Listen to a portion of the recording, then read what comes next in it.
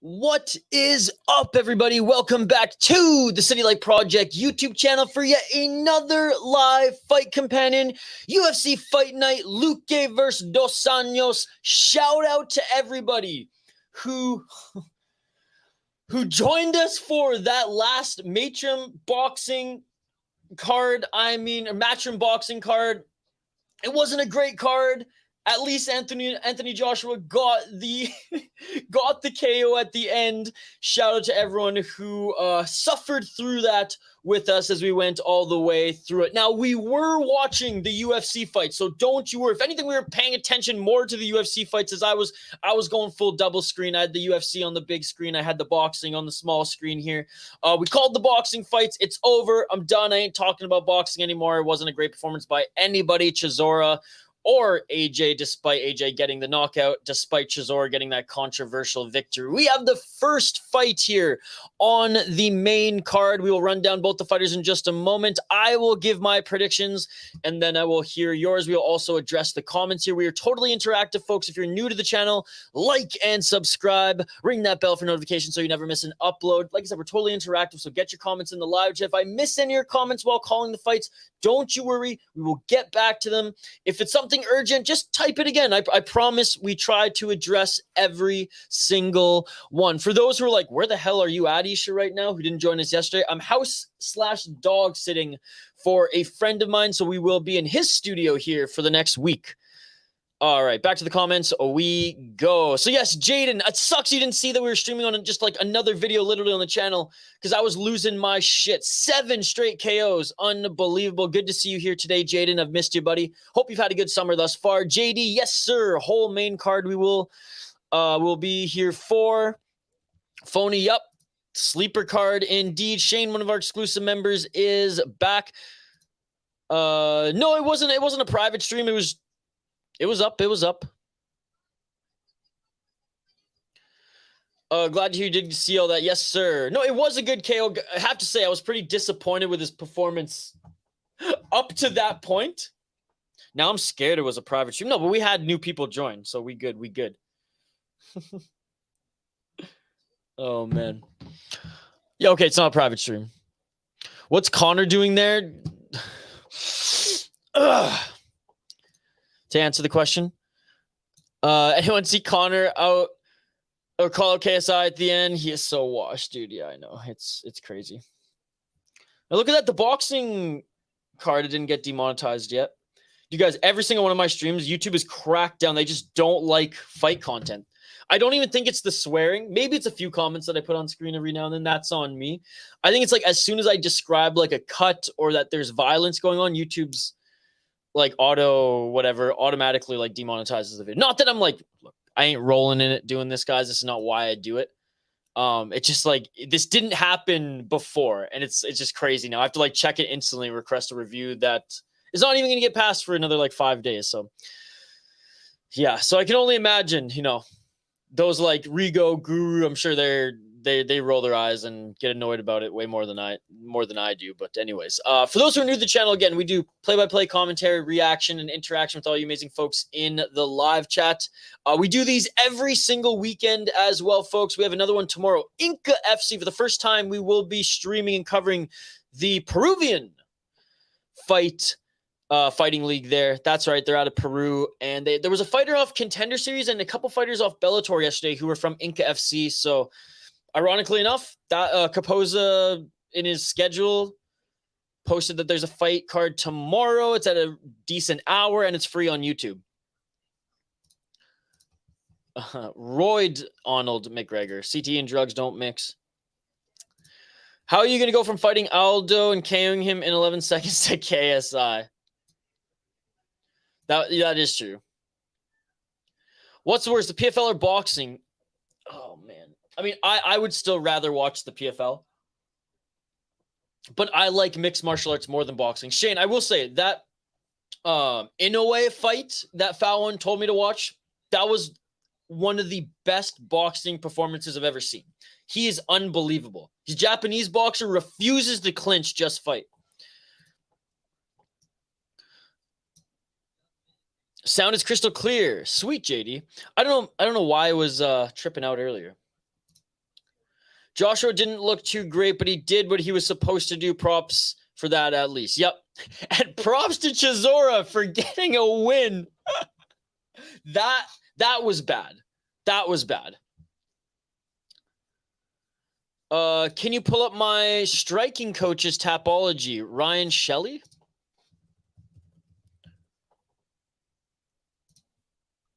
Okay, I'll put it up here in a sec. Fighters are in the ring, so we have to do a quick rundown, but I do have it up here. 1-4 in his last 5. The win is against the terrible Age Cerrone. I wasn't here last night. Yes, James Gallagher did win. Okay, quickly we'll go over these fighters as they're announced here. Josh Fremd, who, by the way, missed weight. He weighed in at 189. He's 3-2 in his last 5 fights, 10-4 as a pro. He's the favorite minus 350 still, despite missing weight. Josh Fremd is the favorite. Now, he's not a bad fighter. 4 KO, TKO, 4 submission, 2 decisions, 4-1 in LFA, 1-2 in the UFC, 1-0 in Bellator. He just hasn't beaten the best competition. Like Tresean Gore beat him, for fuck's sakes, guys. Tresean Gore dismantled him with that standing guillotine. Anthony Hernandez beat him. Gregory Rodriguez beat him in LFA. Look, Gregory Rodriguez is a solid fighter. Just overall, his resume is not too impressive, but he is a well-rounded fighter going up against Jamie Pickett, who is fighting for his life here in the UFC. 3-fight losing streak, plus 275. He's the underdog, 2-3 in his last 5 fights. He is well-rounded as well. Like, Jamie Pickett is a fine fighter. And in fairness to Jamie Pickett, he has fought better competition as of late than that of a Josh Fremd. 8 KO, TKO, 1 submission, 4 decision, 2-5 in the UFC, 1-2 in Contender Series. Bo Nickel did hit him in the balls there. I will say that, but Bo Nickel would have beat him anyways.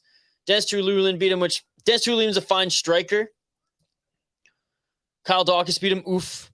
He beat Joseph Holmes and, yeah, some guys. So, I'm going with the underdog. That's right.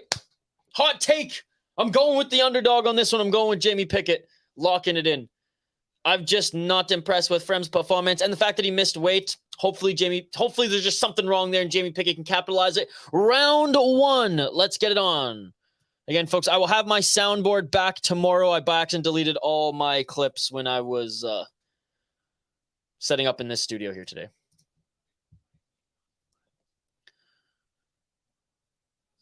What's my favorite comeback win in the UFC? Well, I mean, Leon's has to be up there. And that one where those two friends were fighting in that UFC for the troops night, and he got his ribs broken with that kick, and he leaned down, baiting the guy to come, and he cracks him and knocks him out. That one was unbelievable as well. The first ever UFC for the troops night back in like 2006, I think. Ooh, oblique kick to the lead right leg or right knee of Pickett there. 4 minutes and 16 seconds on the clock. I picked Fremd. Who did you pick in the last prelim fight? I picked McGhee. So far, Shane, I haven't had one pick wrong yet.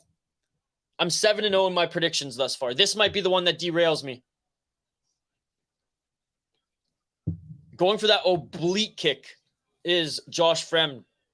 Good scrap thus far. 3 minutes and 55 seconds on the clock in the first round.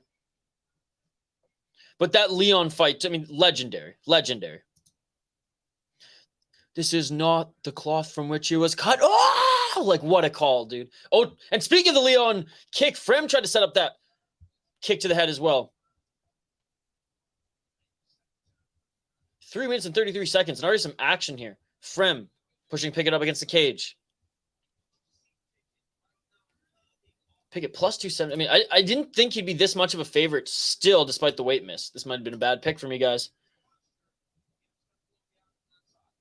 Oh, Yair's too. How could I forget? Zombie was going to win that fight. How could I forget? Yeah, everyone always forget. Zombie was going to win that fight. That was insane. Yeah, you're 5-0 and I'm 3-2 in today's beer bet. Dude, guys, I don't know if you saw my reaction to that. It's on YouTube. It's one of our highest performing videos as well. 2 minutes and 51 seconds on the clock. Still just pushing still pushing Pickett up against the cage is Fremd.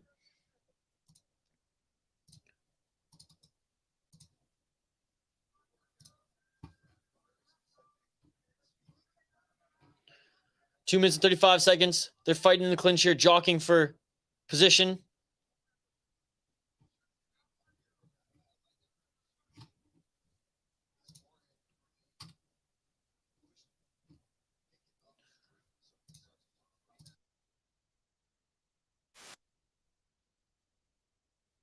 Smith, he's in there asking if he's good. Yo, Sir Wolf, I don't know if you guys have seen this before. This is my reaction to Leon Edwards. I also have a Mighty Mouse reaction too. That one was gnarly. 2 minutes on the clock here. Fremd's not doing much with this clinch. Fremd's not doing much with this clinch indeed. Lewis on Volkov is underrated. Oh, yes, that's another really good one. Looked like he could get KO'd for exhaustion. Instead lands a bomb. Dude, that one was awesome too. Yeah, TKO'd. Yep. That one was awesome. Still pushing Pickett up against the cage. Just fighting the underhooks, fighting the hands and knees pretty much these last 2 minutes. Felder. And this is what I love about Felder. He calls it how it is. He's like, yeah, not much action here. Not much going on at all. And he's right. 1 minute and 10 seconds here. Pickett's not allowing Fremd to do anything here. That being said, though, Pickett's not doing a good job of reversing and breaking or employing any offense in his own right. Oh, and Pickett now reverses, and he's the one pushing Fremd up against the cage.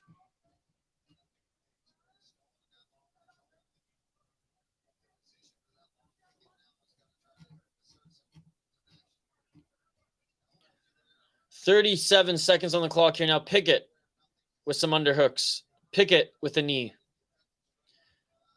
mean, this fight started off, like the first 2 minutes of this fight were exciting, but been pretty boring second half. And they finally separate. 22 seconds left. She wanted me to wait to do it until next weekend. Oh, Fremd tried to employ a flying knee there. And Pickett tried to return the favor. Fremd is a little bit taller, eh? High kick by Fremd. Knee, and that landed. That landed. It didn't even phase Pickett. Maybe it only grazed the shoulder and hit, but it hit something there. And that's it for the first round. I'm giving it to Fremd, guys. I'm giving it to Fremd. Oh shoot, I'm sorry. I don't have a Fight Center up. My apologies, folks. Still in like boxing mode. We'll get the striking numbers up on screen here, guys.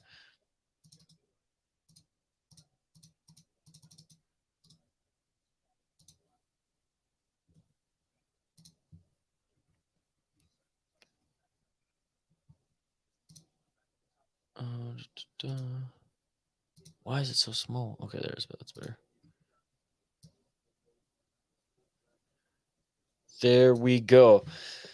Yeah, so Fremd, 9 strikes, significant strikes to 7. He did throw more, 2 minutes and 31 seconds of control time, but he didn't do anything with it. I mean, I think you just kind of have to give it to Fremd there because of that, but it wasn't an impressive round at all. Jamie Pickett was mostly on the defense. Significant strikes, pretty much the same.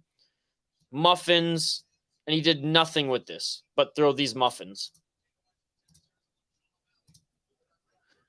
Fremd 1-0.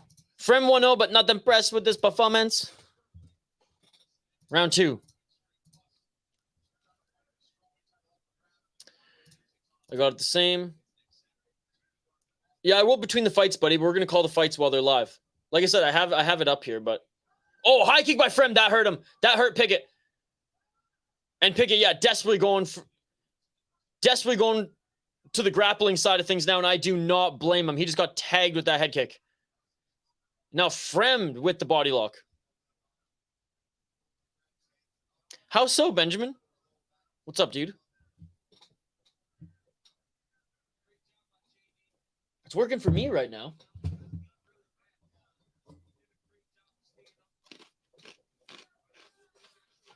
They separate here. Man, Pickett can take a punch. I'm pretty sure he took a knee in that at the end of that first round. He just took a solid high kick there. Fremd going for high kicks again. I think Pickett's still a little dazed. Fremd is a lot bigger than him, man. Oh, and there's that oblique kick again. Fremd's looking good, man. Counter left by Pickett. Pickett's shaking his head, though, going, I'm good, I'm good. Come on, Pickett, you're my underdog. Let's go, baby. Don't break my streak. I'm 7-0 thus far.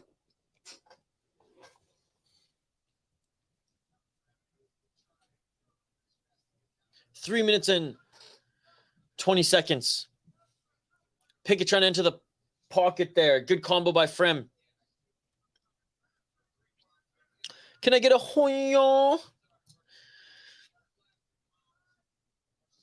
Going for the tie clinch there was Fremd. Fremd's getting the better of him when he's going for the clinch and employing those underhooks.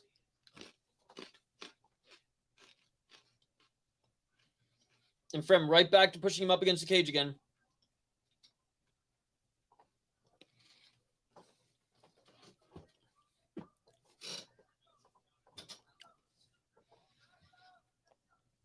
Jockeying for position, both of them. 2 minutes and 46 seconds on the clock. Again, if you're new to this channel, like and subscribe. We do live fight companions every single weekend, folks. We're trying to get to 30 likes on this video by the end of the stream. There's like 12 to 15 people watching right now. If you all smash that like button, we're halfway there. We got one more stream tomorrow. Inca FC out of Peru. Guillotine. Fremd just dropped for guillotine. Fremd just dropped for guillotine. It's tight, man. It's tight. Pickett. And Pickett's out. Pickett's out of it. I think Fremd might have just let it go. Fremd's heel is stuck in Pickett's shorts. He's going to take... What's up, Aaron? It's good to see you, buddy. Pickett now with the back of Fremd. Pickett laying down some good shots here. 1 minute and 45 seconds. Pickett could end this round off strong here, guys. Dropping for guillotines, man. Like, you got to, like, I don't know. They just don't work as well as they used to.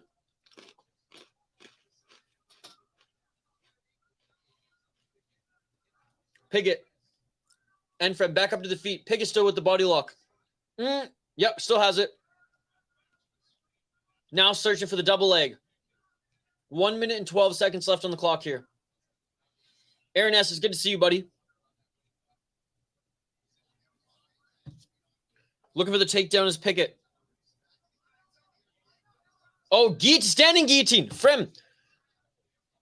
Oh, Fremd has it. This is tight. This is tight. Good job by Pickett for fighting it. Fremd dropped to the ground. He honestly should have stayed on the feet and just jerked up. Nice right elbow there by Fremd. I don't know if Fremd should have gone to the ground there. If Fremd stayed standing and just like,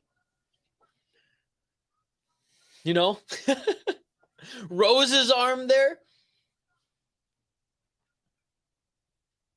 Maybe even leaned on the cage, but regardless, happens so fast. But going to the ground, I think, is the reason Pickett was able to get out of it. But Fremd still's in the top position here. He's got to lay down some ground and pound. And Fremd like just a couple shots there, but has... Oh, and that's a good job by Fremd. Great job, Terrance. It didn't quite get through the guard, but good try at least. Moving those feet and just pouncing, but didn't land that many good shots here in the final 30 seconds when he was in the top position, and that's the end of the second round. I still think the round goes to Fremd, though. So Fremd is up 2 rounds, but not a great performance. 22 significant strikes for Fremd, 13 by Pickett. Again, 4 minutes of control time, and I'll give it to him with the submission attempts. I'll give him that, 2 guillotine submission attempts. So he's going to win that round because of that. This control time means nothing. The control time means nothing. Pickett's control time means more, to be perfectly honest. But I'd say probably half of that, it was actually him, like, with the back control. Pickett wearing a little bit of damage, too. Dude, Pickett's got a chin, man. Knee, few shots, and a head kick. He needs a finish, though, here. He needs a finish. Let me know your thoughts in the live chat. ESPN's just not working when I try to start the stream to load everything else. It was messing with me earlier, Benjamin, as well. I had to, like, just turn off, like, the whole device and everything and just reboot it. It just kept I thought it was an internet issue, but it wasn't. But it has been dicking around today for me as well.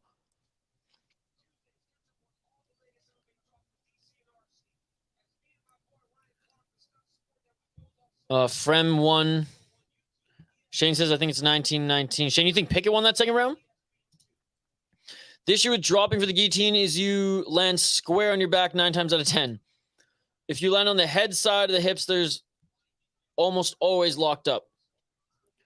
Bro, round 2 could be 10-8. Fremd, I don't think so. I think round 1 had a better chance of being a 10. Like, if we're going to say it was that dominant, round 1 was way more dominant by Fremd than round 2, in my opinion. I mean, like, the stats don't lie, right? 2 submission attempts doesn't make for a 10-8, in my opinion. But Fremd is winning. And here we go for the gi. Oh, what the heck?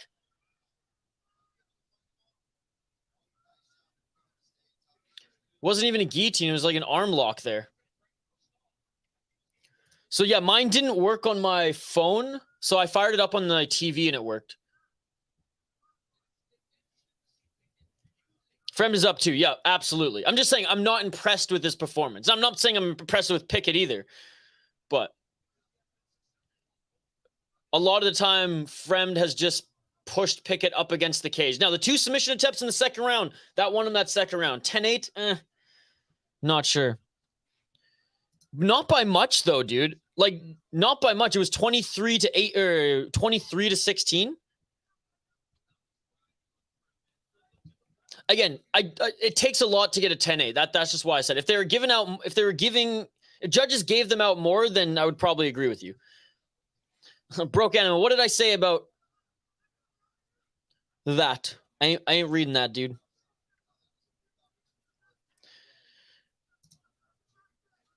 No, it's true. I don't know. Based on how the UFC, like, sure, in a perfect world, it probably is deserving of it, but the way UFC calls stuff, like, it has to be like a ground and pound total domination for it to be like 10-8. And or like multiple submission attempts. And I'm not saying that's how it should be. I'm just saying that's usually what happens with these judges. Fremd in the top position. But you could be right. You could be right, dude. Those are good points. Thomas saying not 10-8.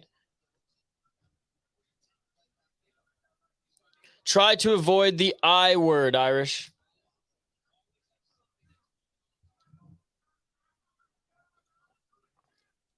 Two minutes and 33 seconds on the clock.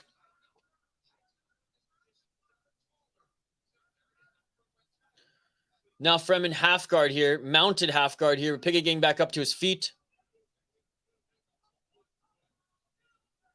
The female fight had 2 10-8 rounds in the prelims. Yeah, but those were well-deserved 10-8 rounds. But that's usually how they score them, right? That type of domination. But again, you could be right. I think Pickett did enough in that second round to not get the 10-8 on the score. But anyways, he's not doing enough in this third round, guys. 1 minute and 52 seconds here. This is going to be my first pick I get wrong, guys. That was a good fight, too. I knew the Brazilian was going to win. Both of them. Oh, hell yeah, Jaden. We do Contender Series every week. It's one of my favorite shows. We did it last week. Shout out to everyone who joined.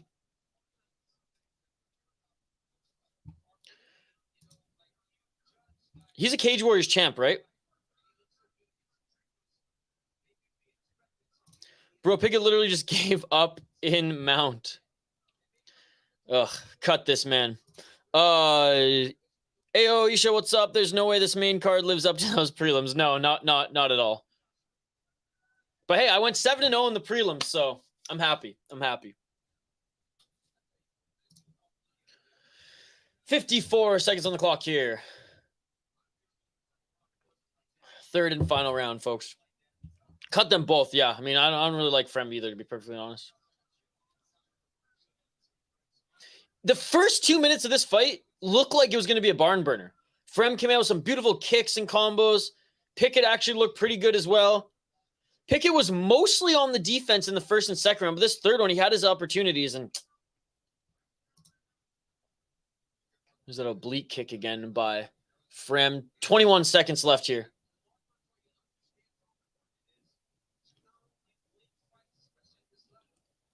$15 seconds. Knee to the body. Left hand there by Pickett. 8 seconds. 5. Ooh, Pickett tried to catch him on that with a right hook when he came in with the knee. Pickett lands a left, but too little, too late. That is it, ladies and gentlemen. That is the end of the fight. Yeah, 3 rounds to none, in my opinion, for Josh Fremd. 110 strikes thrown, 63 landed, only 31 significant. Lol. 31 to the head, 10 to the head, 14 to the body, 7 to the legs, 7 minutes and 15 seconds of control time, which again, most of that came via the first and second round, which he did nothing with it. He did get 2 submission attempts. He dropped for 1 guillotine. Didn't do him any good. The second one, he probably should have just stayed on his feet, to be perfectly honest, but again, shit happens so fast in the moment. I do not blame him. Jamie Pickett. The first pick I got wrong. I just thought, I was like, man, the odds have him as this much of an underdog. I think he's better than that, especially with Fremd missing weight. I was like, all right, Jamie Pickett, you can get this win. You're going to fight with a fire up under your ass because you're 3-fight losing streak. But no, fought mostly on the defensive side in the first 2 rounds, and that third round didn't take advantage of the opportunity he was given. A measly 13-9 record now for Jamie Pickett. He will be cut from the UFC. 66 shots thrown, 29 landed, 19 significant. He went into the third round with, I believe, 16. 13 to the head, 0 to the body, 6 to the legs. 3 minutes and 1 second of control time. And honestly, 2 of those 3 minutes, good control time, unlike pretty much all 7 of Josh Fremd's. I mean, he probably deserved 3 out of those minutes as far as judging it in favor of him winning. 2 for 3 on the takedown for Jamie Pickett. But again,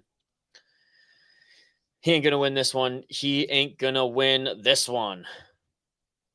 Another fighter missing weight is in the next fight. Tafon Nchukwi.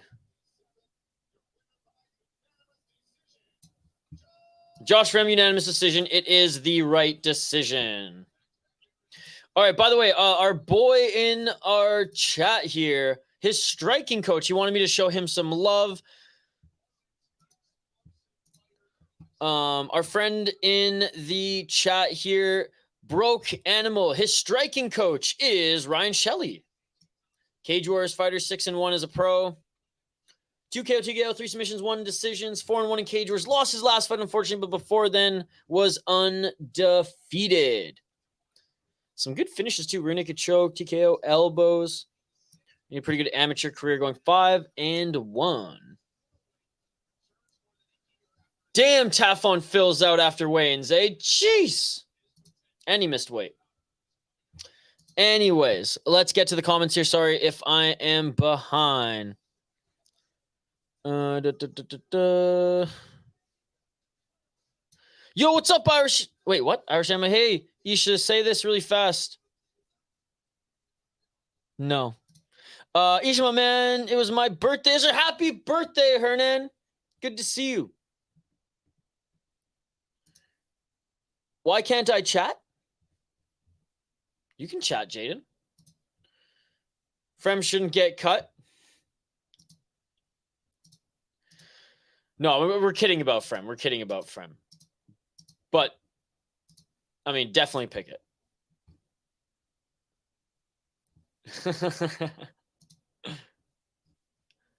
Must be getting dinner. What's up, Ethan? I'm back from watching boxing. What did you think? In my opinion, no way Joshua beats Wilder. I thought it was a pretty bad card, to be perfectly honest, dude. I don't think there were any really good matches at all.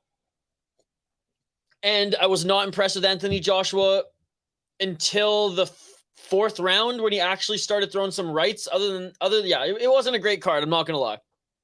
The Inoue fight card, way better. Way better. But Japanese boxers are just way more entertaining than everywhere else, in my opinion. Oh, I did, buddy. I did. I thought, my first loss on the card, it was a risky pick. My reasoning was Fremd hadn't really beaten that great of opponents. Same level as Pickett. Pickett on a 3-fight losing streak. You got to think that he was maybe going to have the Tanner Boser effect where he was just going to fight lights out to stay in the UFC. Fremd never really impressed me anyways, though I did say my prediction that Fremd is the more well-rounded fighter. When I found out he missed weight, I was like, you know what? Like, the stars are aligning for Pickett here. I thought he was disrespected in the betting odds a little bit. Now I don't think so, given that performance. So, yeah, that one sucks. Lost my first one there. Lost in the beer bet to Shane. But that's okay. Hey, when you pick the underdog sometimes, you're rolling the dice. So I'll take it. 7-1 still a superb score. Well, let's just wait. We got more fights, right? 7-1 looks good now. Let's see how it looks at the end of the night. He had the fangs, but no bite. 13-10 now. Yeah, sorry, my apologies.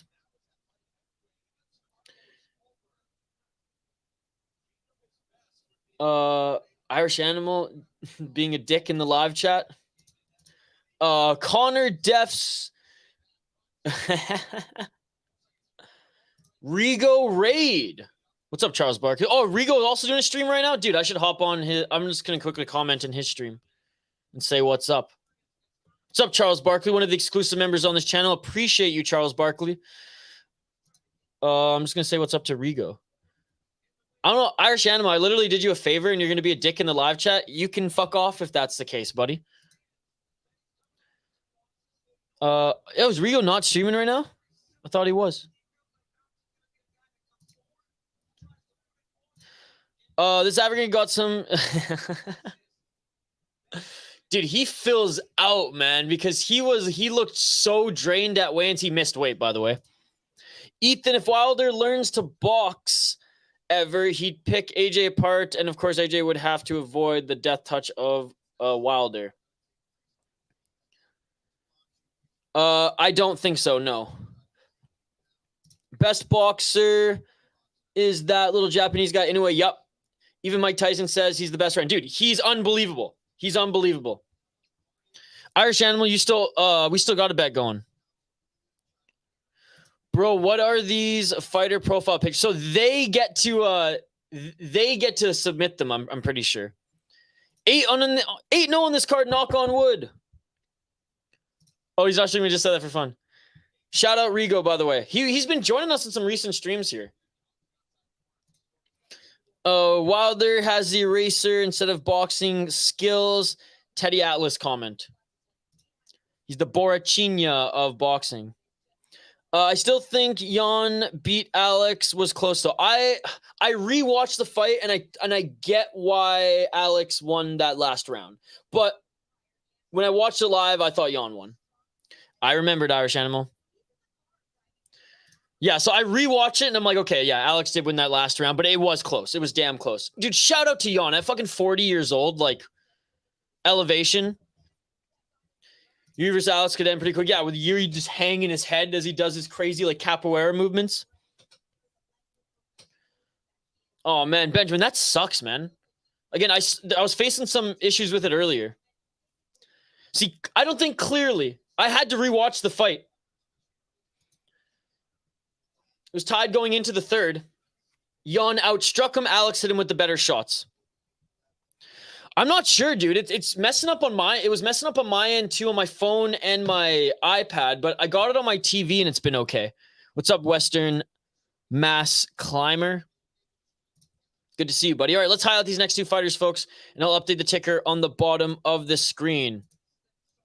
Tafon, I mean, guy just needs to move up to light heavyweight. I know he's a little short, but weight problems all the time, dude. It seems like all the time this guy's got weight problems. Tafon Nchukwi, 6-3 as a pro. He's 2-3 in his last 5 fights. He's the favorite at -150, 28 years of age. 3.5 pound weight miss too. And he said that, you know, this is the best weight cut I've ever had, blah, blah, blah, in his pre-fight press conference, then misses weight. So unprofessional. 4 KO, TKO, 0 submissions, 2 decisions. He's been knocked out twice. 2 and 1 decision loss. 2-3 in the UFC, 1-0 off Contender Series. On 2-fight losing streak right now. Carlos Alberg and Azamat Mirzakhanov. Not bad wins there. Beat Mike Rodriguez, lost to Junior Park. Junior Park's legit too. So like his losses aren't bad losses, but he's very inconsistent. Definitely has the power. I got the power to put anybody out, but he is not well-rounded. He does have big reach though, 77 inches reach, but I think the taller, it says only by 1 inch here, but he does look a little bit taller, is AJ Dobson. He is the underdog here, +125. That is my pick, by the way. I'm going with 2 underdogs in a row. Let's go, baby. I'm risking it for the biscuits, folks. AJ Dobson, 6-2 as a pro. He's also on a 2-fight win streak. He's 3-2 in his last 5 fights. I just think he's more well-rounded. He's 31 years of age. 2 KO, TKO, 3 submissions, 1 decisions. Herb Dean's the ref in this one, so who knows how this one's going to end. 0-2 in the UFC, 1-0 off Contender Series. Lost Petrosian, no shame in that. Lost to Malcolm, no shame in that really either. Got a good win on Contender Series. I think AJ Dobson is a little bit more well-rounded, folks. That's pretty much why I picked him. And Nchukwi missed weight again. Going with AJ Dobson, that is my pick. I'm going 2 risky underdogs here. Back-to-back, round 1. Let's get it on. Have a good night, Irish. Dude, I love her so much.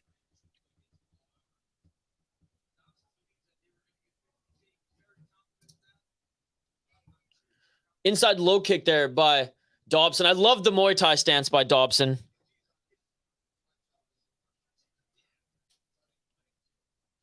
Oh, no way it wasn't close.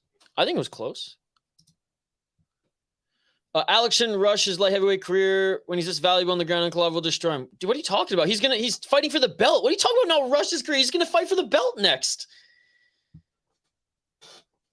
I'm sorry. When you get a title shot, you don't say no.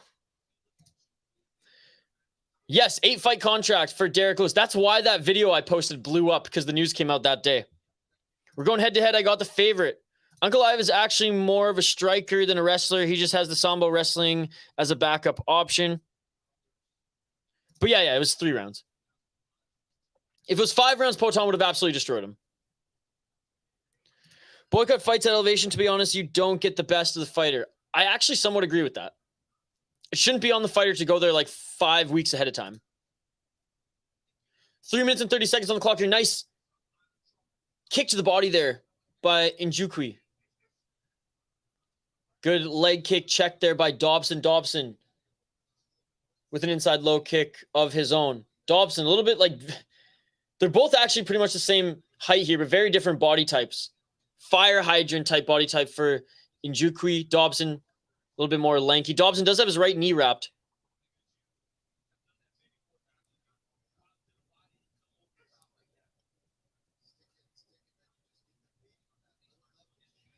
Again, it wasn't clear for me in the moment, so I empathize. I had to rewatch it, and upon rewatching it, I was like, yeah.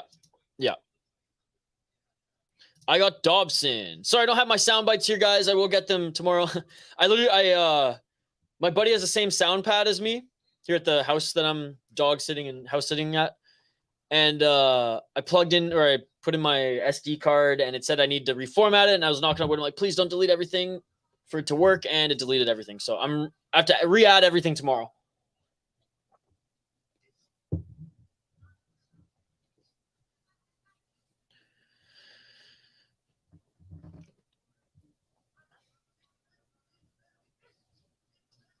I mean, once you sign on Andrew, sure, but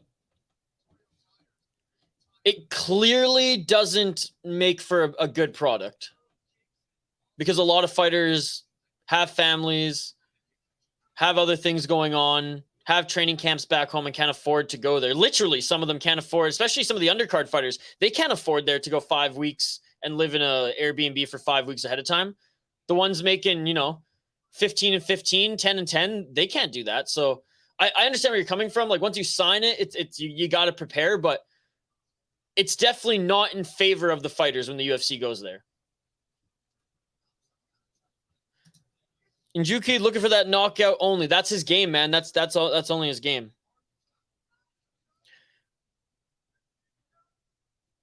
No, but it does help.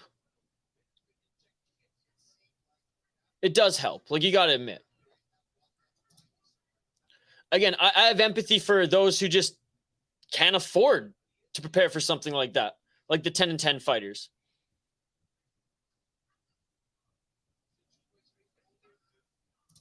No, I'm just saying the same fight at sea levels are going to be way better. What's nonsense do you think it doesn't affect fighters? Gas tanks. Sis saying these fuckers throw hands. What's up, sis? 45 seconds on the clock. Nice high kick there by Nchukwi. Good fight, guys. 35 seconds left in this first round. They're just trying to knock each other out. I will say they're throwing hard at each other's legs here. Each of them have landed some damn good leg kicks. Yes, I'm being an elevationist. Sorry. Didn't mean to trigger the live chat here, guys. Didn't mean to trigger the live chat with my elevationist ways. AJ Dobson with the takedown. AJ Dobson with some left hands. This is going to look good in the judges' scorecards. AJ Dobson, smart guy here, just throwing. Even if some of these shots aren't super significant, this looks good in the judges' scorecards to get the takedown at the end of a close round, landing big shots on the ground. A good display of respect. Yes! Lifts him up and smack on the ass there. Oh, that's funny. That's kind of a mind fuck, too. It's like, oh, yeah, I'll help you up there. Get over to your corner, boy. Good. AJ Dobson wins that first round based on it being pretty even. Oh, sorry. Fight Center again, guys. My apologies. I thought I had it back up here. Damn it. Sorry about this, guys. One sec.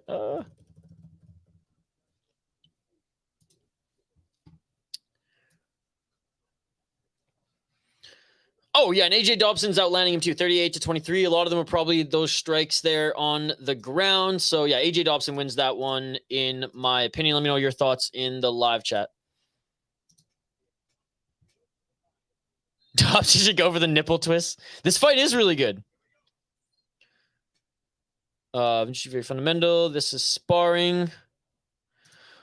Want to know a fun fact? High altitude makes your joints looser, so while it's harder to breathe, you can kick higher. You're more flexible, which is why you see head kicks in Utah and Colorado, baby. It is the head kick capital of the UFC. All right, round 2, ladies and gentlemen. And again, my apologies for not having my sound bites here tonight. I'll get them back on the soundboard tomorrow. Those things swinging like Christmas ornaments. He needs to expand his skills, but he has an eraser too. I just love how like Dobson is just fighting straight up Muay Thai stance here. Dobson 1-0. Sancho! What's going on? Very technical strikes. Dobson should just wrestle. That takedown was easy. Did he not catch the leg? 4 minutes and 20 seconds on the clock here. Shout out to everyone joining right now. If you can, smash that like button. I'd really appreciate it. We're trying to get to at least 30 likes on this video by the end of this stream. There's over 15 of you right now. If y'all smash that like button, we'll be over half our like goal. Appreciate you guys. If you're new to the channel, we do these fight companions every single weekend. We got another one tomorrow as well. We're going to Peru for Inca FC. Charles got a 1-0 for Nchukwi. Outside low kick for Nchukwi. Oh, a nice right hand by Nchukwi as he caught the kick of Dobson. Guys, this is more of like a kickboxing style fight than it is MMA. I mean, other than, the end of that first round, but on the stand-up anyways, I love it. I love it. Catching the kicks, going for the counters. Outside low kick there by Dobson. I do like the way Dobson fights, man.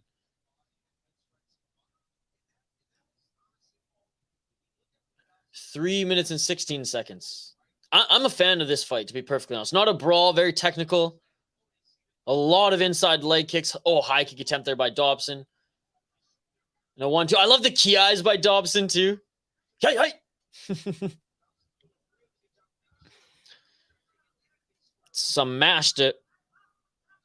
Some high-level bro science. Phony missing the only stand-up fight. I know.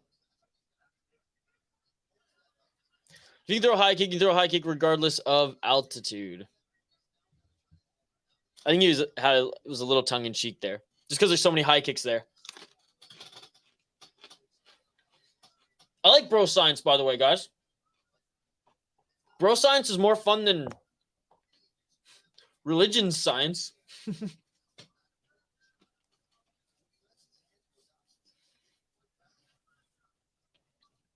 2 minutes and 16 seconds.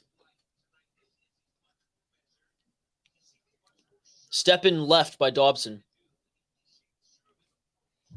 Again, happy weekend, guys. Cheers. Shout out to Lupulin for this amazing pale ale. By the way, I don't know if a lot of you have seen this. Check this out. My podcast, the Soda Pod, my craft beer and hockey podcast. If you guys want to check it out, we do have a YouTube channel. We're trying to get to 1,000 subs before the hockey season. We were lucky enough to brew a beer with one of the best breweries in the entire state of Minnesota, Lupulin Brewery. We brewed this for the high school hockey state tournament, the Soda Pod Tourney Flow. How cool is that, guys? Limited release. I think we only got like 100 to 200 cans, and then it was on tap for about a week there. But we're going to probably distribute it next year and make it again. So just cool that I'm staying at I'm house sitting and dog sitting for my podcast co-host, my buddy Hoppy, and he saved a couple of those. So I thought I'd show them off on stream here. No, I'm dog sitting and house sitting for my buddy who's also my co-host on the podcast. So I am what am I? 15 minutes northeast. Yeah, I'm in my buddy's studio. My co-host of the podcast. Lucky for me, he has pretty much the same setup, same soundboard, but I lost my sound bites. 34 seconds left. Sorry, guys, for not calling this fight. I'll get back to the focus play-by-play here. Got a little excited about that beer. 25 seconds left on the clock here. So, yeah, I kind of looked away for about 2 minutes. Who do you guys think won that second round? Oh, Dobson caught the leg and landed a straight left. Dobson going for another takedown here to end this round. But good takedown defense so far by Nchukwi. I'll sub if you say let's go Rangers and Powhatan sucks. There, I said it. Selling beer at high school sports. Love Minnesota. Don't think the nation's state of California does it. No, we don't sell them at the... Look, you can't buy beer. But it's like... The high school hockey state tournament, JD, is kind of like the World Juniors in Canada. It's like the Memorial Cup. It's one of there were 18,000 people in the arena all day to see the semifinals and finals of the high school state hockey tournament. We just did this, tourney flow because all the high school hockey players have the crazy flow, right? So that was kind of the thing. No, I do not condone nor selling beer at high school hockey games, guys. Especially to you, YouTube. Collector's item. Shane has one. I left him a can. Hey, if we distribute them, I'll send one to every exclusive member when we rebrew it. All right, third and final round, ladies and gentlemen. I got a Dobson 2018 Dobson. They had a pact not to hurt each other. I don't think so, Phony. I think this is an awesome fight, personally. It's not a brawl, but it's a very technical fight.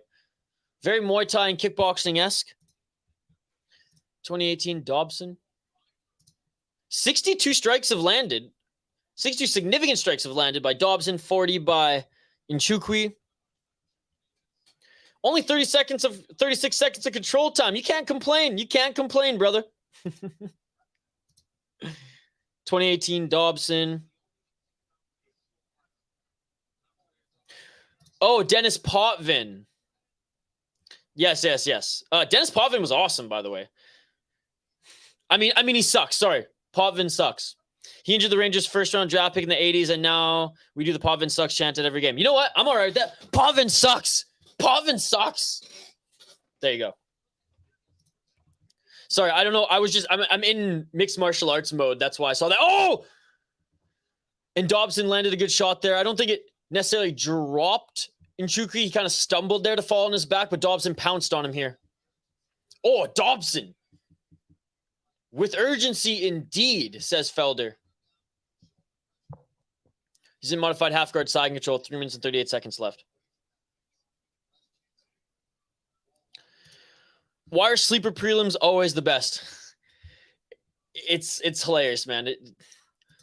Especially with the UFC, more than any other promotion.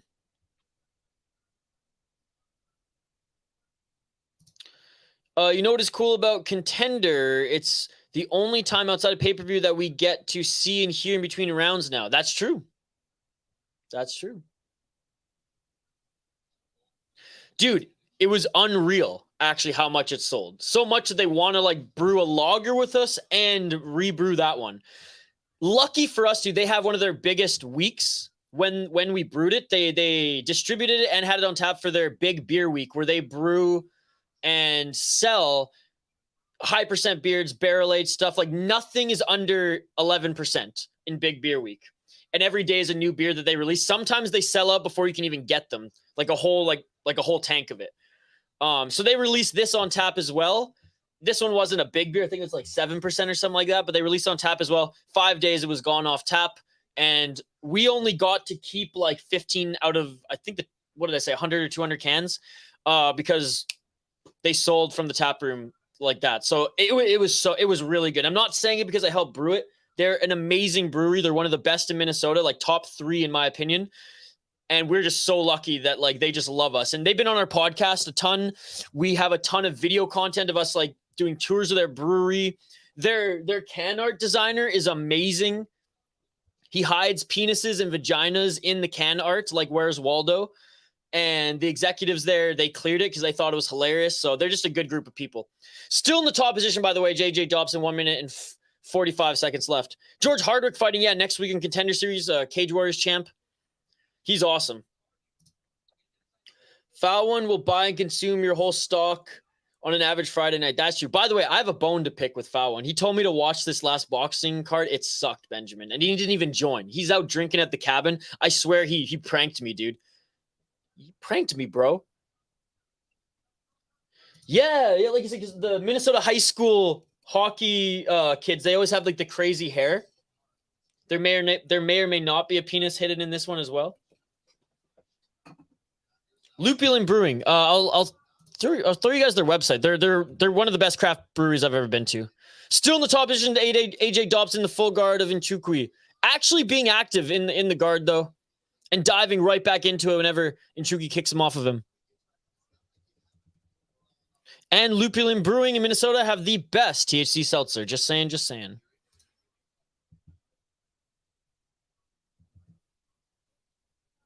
But yeah, if you guys ever tour through the Twin Cities, this is definitely, well, it's just outside the Twin Cities. This is definitely a brewery you got to check out. Well, this is the first fight I got wrong. Damn. Extra strong IPAs. Oh, dude. I've had a triple hazy that comes in at like 12%. and it tastes like fruit. So a 4-pack will cripple you. It's called salad. Yes, sorry, my apologies. They have 6 salads. Back up to his feet is Nchukwi here. 5 seconds left. Activated. Nice. Dobson was plus 120. Love it.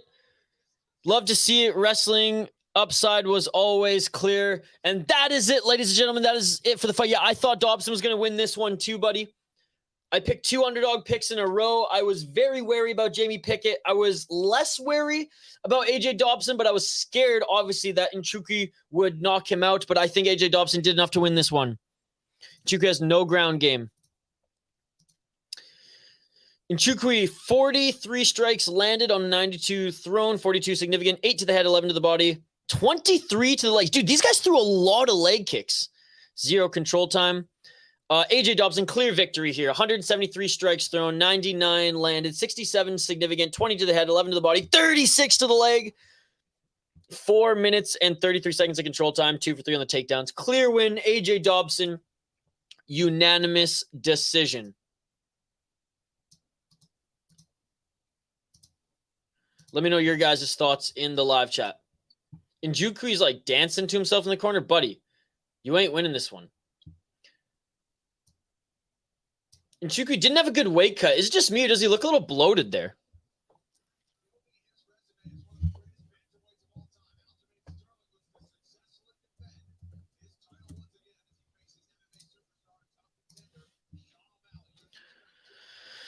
Dun, dun, dun, dun, dun, dun. Haven't missed a pick so far. Nice. Yeah, I mean, like I said, I risked it for the biscuit for Jamie Pickett. That was dumb of me. Thank you, buddy. Thank you. 30-27 Dobson for sure. 30-27 Patty. He should stay at 205.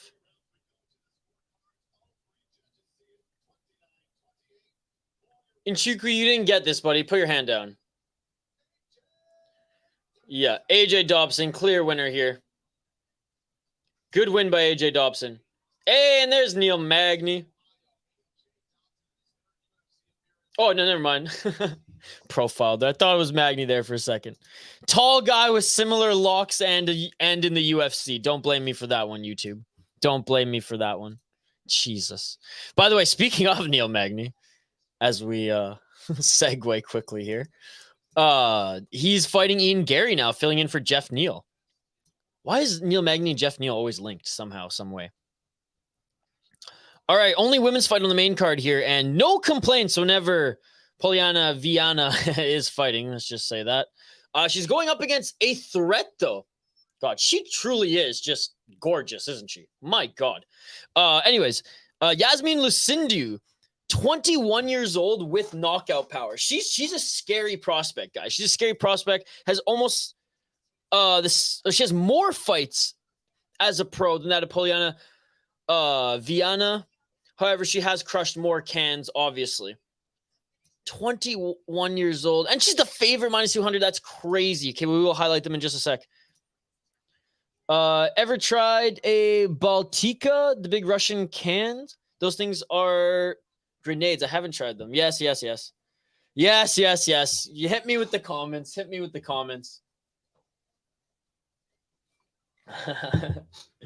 Y'all thought it was Magny too, okay?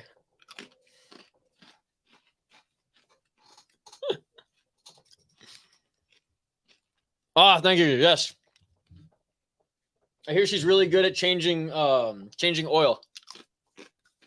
Sorry, checking oil.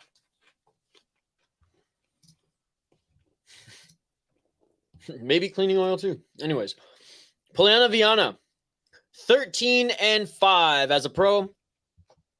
Also, fent off a mugger as well. Crazy story there. 13-5, like I said, 3-2 in her last 5 fights. She is coming off a win. She's a slight underdog at plus 165. Am I really going to pick 3 underdogs in a row? I'm 1 for 1 right now. God, she's beautiful. Anyways, 31 years of age, 5 KO, TKO, 8 submissions, 0 decisions. She's finished every single one of her opponents. That's why we love her, ladies and gentlemen. 4-4 in the UFC, 3-0 in Jungle Fight. Jungle Fight is a good promotion. She beat Jinyu Frey, whatever, but she knocked her out right away. in the first round. Lost to Tabitha Ritchie. What a beautiful fight that was. All 3 rounds of it. No shame in losing there. Tabitha Ritchie is on the rise right now, and she had a 2-fight win streak. Before that, mind you, against a 4-3 gal and a 7-3 gal, so not necessarily the best wins. She lost to Veronica Hardy, a 6-3 Hannah Cyphers, and JJ Aldridge. Those are not good losses. So Polyana Viana is nothing special, but yeah, she has been in the UFC longer and has fought and has experience against better competition than that of the favorite, who's 21 years old, 10 years younger. 14-5 as a pro, 4-1 in her last 5 fights. And look, she just looks mean, dude. I mean, I know she's got a butterfly on her neck, but she's still got a neck tat at 21. She's mean as hell. 14-5 as she makes her walkout right now. Dude, her team just looks mean too, except for that one guy smiling in the back. Everybody else looks mean. Anyway, 8 KO TKO. 8 KO TKO. She's 21. She has 8 knockouts, dude. 2 wins via submissions, 4 decisions. She's never been knocked out, but she has been submitted 3 times. 1-1 in the UFC, 2-1 via Action Fight Championship. She beat Brogan Walker, like big whoop. Brogan Walker sucks. Lost to Iasmin Joregi, who was 8-0, so no shame there. In Cage FS, NFC, and Samurai Fight House, she beat a 2-1 gal, 1-2, and 8-3. So she has fought quite a bit of cans. Now, she beat an 8-3 gal, 9-3. I think those are her 2 best wins, though, to be perfectly honest. Yeah, they are. So she's fought a lot of cans on the come up. Now, I don't blame her. She's 21, right? So she's fighting a bunch of younger fighters probably as well. But, yeah. I know Polyana Viana hasn't beaten the best in the UFC, but this girl hasn't beaten... She's beat a bunch of cans in less promotions. She does have knockout power, though. Like, I don't care if you're crushing cans at the lower ranks. In women's MMA, if you can knock out other women, that is something special. So,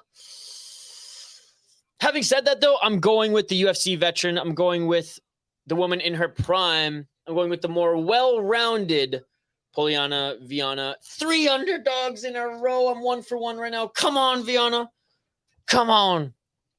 Please get this one for me. All right. We'll get back to the comments here in a sec, guys. I'm just going to bring Fight Center back on screen and get the ticker on the bottom of the screen ready to go. Keep the comments coming. I want to hear your predictions as well in this one. Shane, don't forget to lock in your prediction as well, buddy. All right. Back to the comments we go. Poor Patty got depressed because of people shitting on him. Poor Patty. Can't feel my face because like, oh, you got, damn.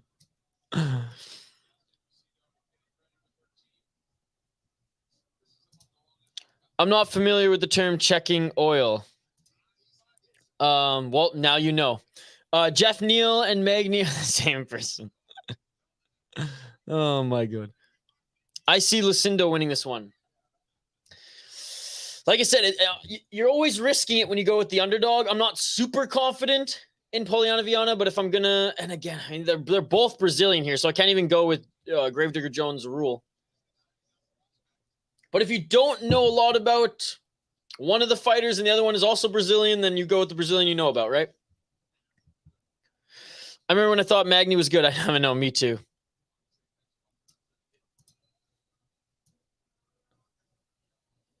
It's pretty self-explanatory. It's literally what she did to Colby. That's what checking oil means. Shane's going head-to-head again to catch up. I'm down 2. Shane's got Lucindo. Shane, you might win this one, though. All right, Polyana Viana.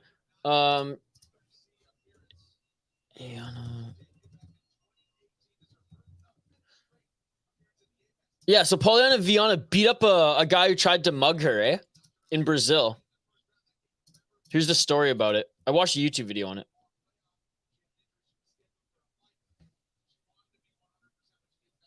Really? I'm not saying it.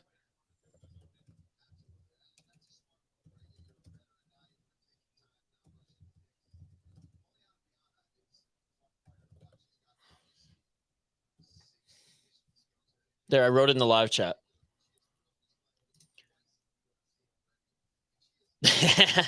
Right?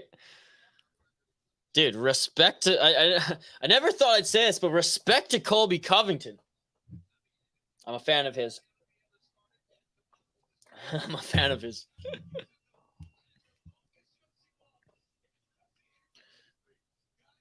All right. Yes.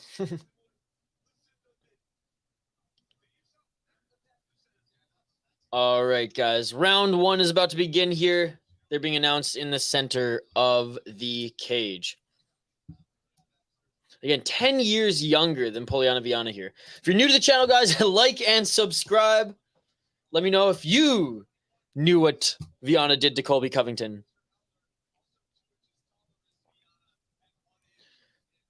Yeah. So everyone who says that he's going to manhandle Leon Edwards, just remember that Viana, she manhandled him, baby. She manhandled him.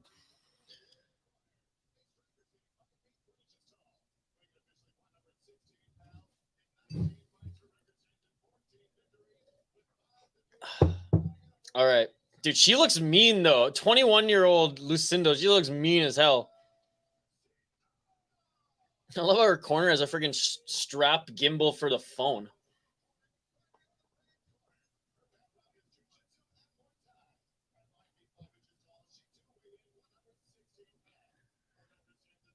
I don't know what he did, Charles.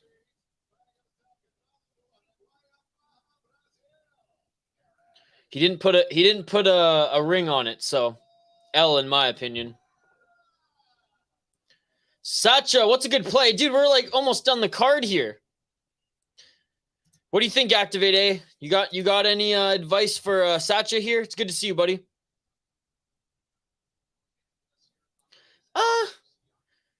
I think he's probably, that's because he's probably going for like supermodels and actresses and things like that in England. I don't know. I don't think there's not many women's MMA fighters in England, are there?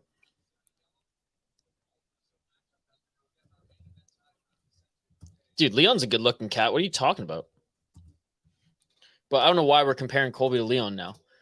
Anyways, let's get to the fight here. I like the under. I would not bet on this one. That's number one rule. Don't bet on women's MMA. Number one rule. Don't bet on women's MMA. It's a dice roll every time, buddy. Because Lucindo could end this one, or it could go the distance with Viana, if Viana will win. Yeah, well, doesn't it like fair enough. They ain't gonna listen to him though. They're just gonna look at that figure and be like, oh, and a nice kick to the body there by Viana, and a good shot there by Lucindo, and Viana now goes to the ground.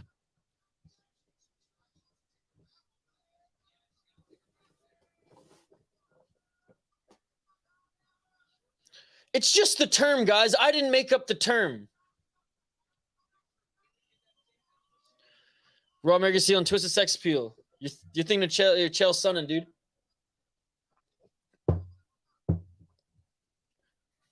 Look, I love Colby as a fighter, but he is wish Chael Sonnen. And that's okay. He's trying. He's wishing.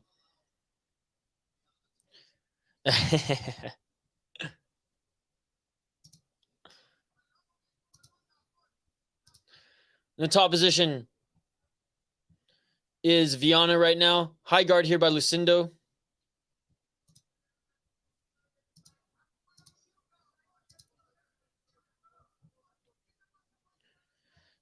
Again, wish version. You're copying Chael Sonnen at that point. God damn. Again, I don't have anything really against Colby. I'm not a Colby fan, but I'm not a Colby hater. Kind of like how I am with most fighters, other than like 4 that I actually root for. I ain't complaining, phony. I ain't complaining.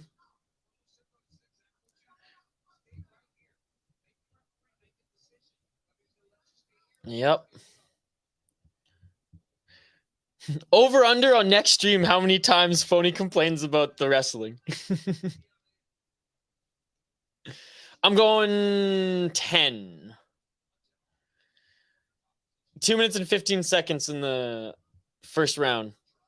Not landing many ground and pound strikes here is Viana, and the ref stands him up. Good on him.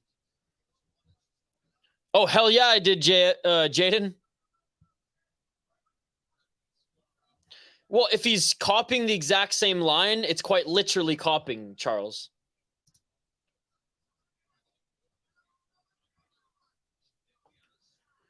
MMA is turbulent in the worst way.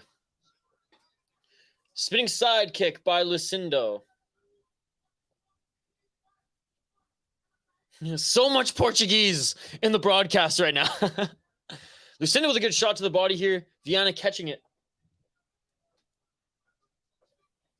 Back to the clinch they go. Viana now looking for... Oh, no. Lucindo's looking for the takedown. Lucindo gets a great takedown there. Good takedown by Lucindo. Viana tagging the side of her head here, but muffin shots.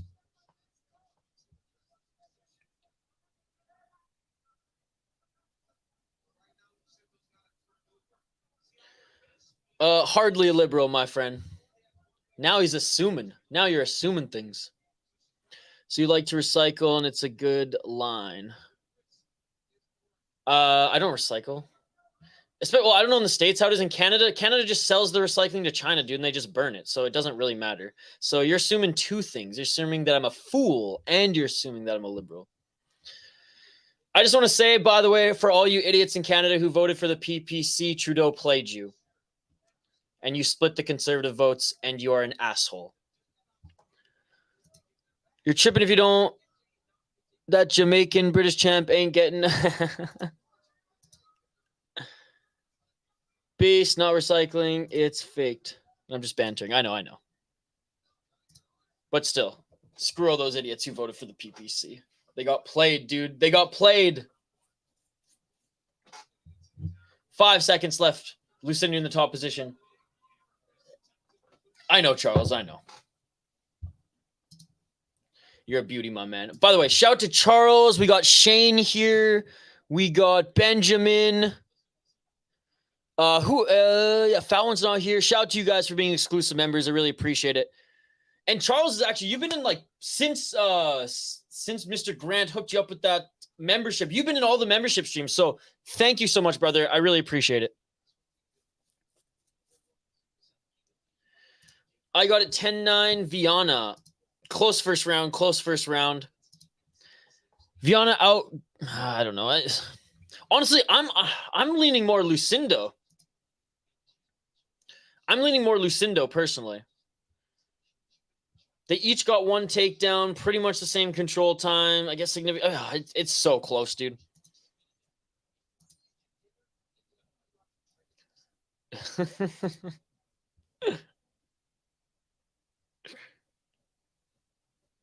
Oh, you heard it here first, folks. Appreciate it, Charles. Appreciate it, buddy. Hopefully going to try to sneak in more next week. I want to try to get into a cadence of doing 2. I've just admittedly been super busy. Clearly, I'm house sitting. So I'm not even in my own space. All right, round 2, ladies and gentlemen. Polyana's best chance was round 1. Yes, indeed, my man. Oh, Canada. And shout out to Rigo. Oh, a nice counter right there. Lucindo just rocked Viana. Viana just got rocked. Lucindo, you might be right, Jaden. Lucindo just landed a beautiful right hand. Dude, she's 21 and she's got power, dude. Dude, Lucindo just got rocked. Look at her whole face just turned red.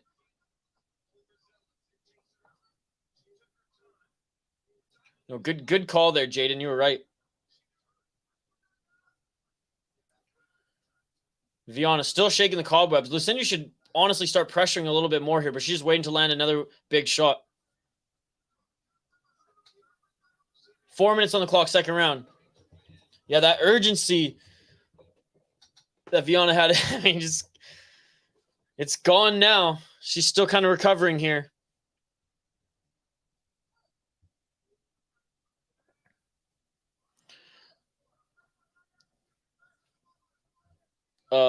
Indeed, Jaden. The one thing I'll tip my cap to him is that he played the game right. Nice right hand there by Lucindo. During the whole world sickness, he was 2 years into his second term, called emergency election, knowing that this party led by this French, ultra-right French dude, I shouldn't say ultra-right, but more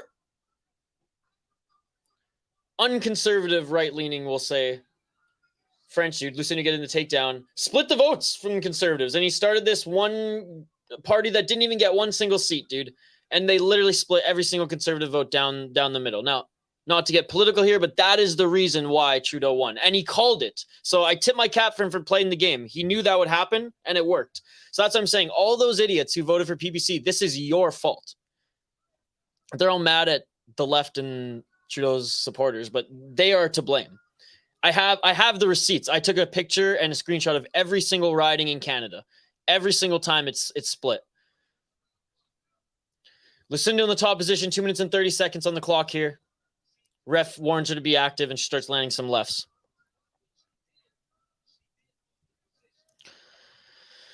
Yeah, dude. But again, those Canadians did it to themselves.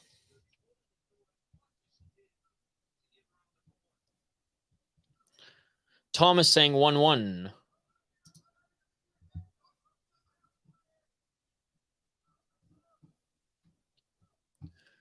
We're still 2 minutes left in the second round, though, Thomas. 1 minute, 54 seconds. Lucindo is still in the top position here, but yeah, the rest she's not being active enough, in my opinion. The rest going to send him up. He claps again. That's his second warning. Lucindo's trying to pass right now. She's trying to pass into side control. A little tight half guard here by Viana.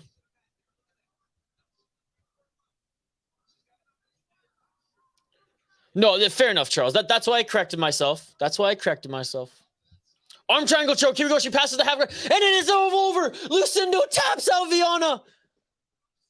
Dude, she is a legit prospect. 21 years old. Now, I know Polyana Viana is nothing special, but still. Wow. Damn, there's another. Now I'm 8-2 in my predictions. 8-2 in my predictions, and only one of my underdogs prevailed. Great win by the 21-year-old. My goodness, fun prospect. That's what you want to see. You want to see some more prospects. You want to see some women who actually have some power. Look, not the best top control, I get it, but as soon as she got into side control, it was evident what she was working for now, which was the submission.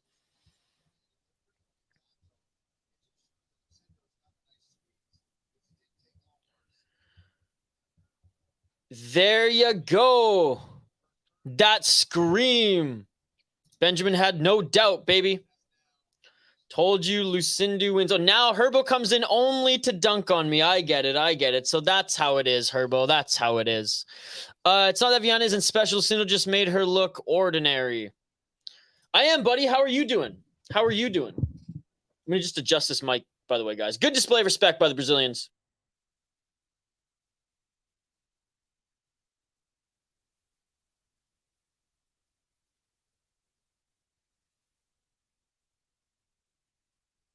It's a super loud stand. That's why I muted myself. Dude, she's sick. Knockout power at 21 years old and was able to set up that submission. She's just so strong.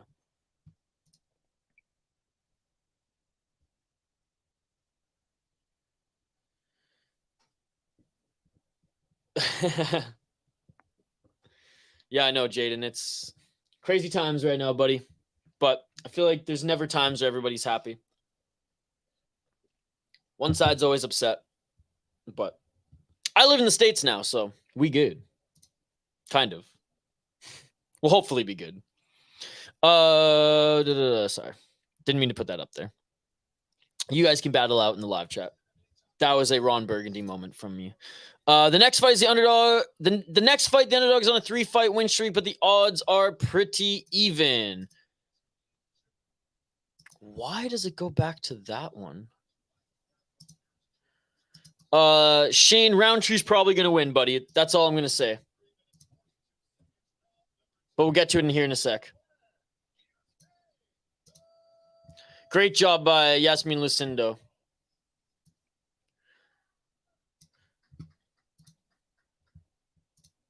Or losing streak. Yeah, well, isn't Roundtree's on a 3-fight win streak? That's how I thought you were talking about. All right, I'm just going to update the ticker on the bottom of the screen here. And we're already at our featured fight, ladies and gentlemen.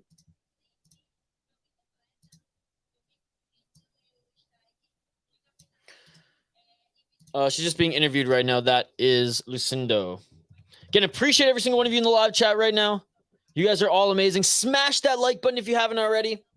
Ring that bell for notifications so you never miss a live stream, so you never miss an upload. We have another live stream tomorrow. Inca FC tomorrow, guys.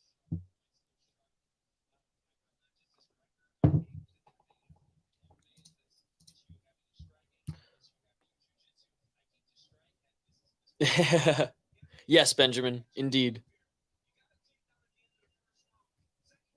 That's what I'm saying. Canada's wasn't like that. It was just one side played the game and won, and one side got humbled, and they refused to admit that they got humbled.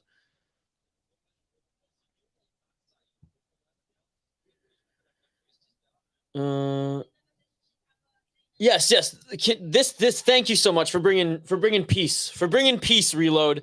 At least we can all agree Juliana Miller was robbed. Oh, I love how you say robbed to Reload when it wasn't even a decision. What's up, Reload? Attaboy.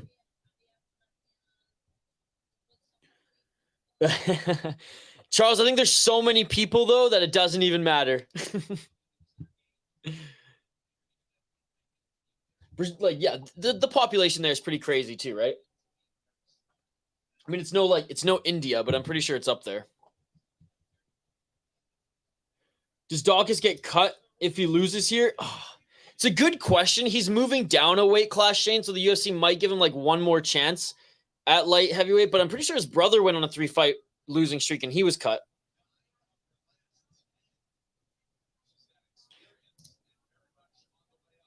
Yeah, Juliana Miller, she's not that great at all.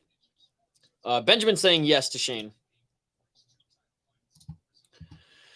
All right, next fight here, ladies and gentlemen, we have Khalil Rountree up against Chris Daukaus. Now, Khalil YouTube's not going to like this, but it's true. This is the battle of the fatties. Former fatties, as they've both lost a lot of weight here.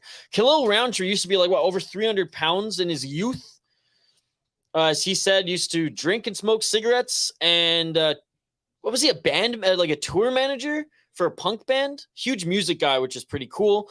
11-5 in his pro MMA career. He was also on the Ultimate Fighter season, which was the Brazilian girl and dude, who was it again? Oh, it was Joanna and the Brazilian girl. That was the season. Which, talk about heat. My goodness. Whew. He's on a 3-fight win streak right now. 3-2 in his last 5 fights, minus 175. He's 33 years of age. 7 KO, TKO, 0 submissions, 4 decisions. He's been knocked out twice. He's lost once via submission and twice via decision. 7-5-1, no contest in the UFC, and he went 4-0 in the former RFA. Now, I think he won this fight I think Dustin Jacoby won this fight. Watching it live, you can even go back and check the tape. I mean, I did think that Roundtree won it, but upon rewatching that fight, I got that one wrong live. My assessment of that one live was wrong anyways. I do think Dustin Jacoby was not robbed as it was a close fight, but I do think that he won that one. Regardless, a win's a win. He beat Carl Robertson. Not the best win there.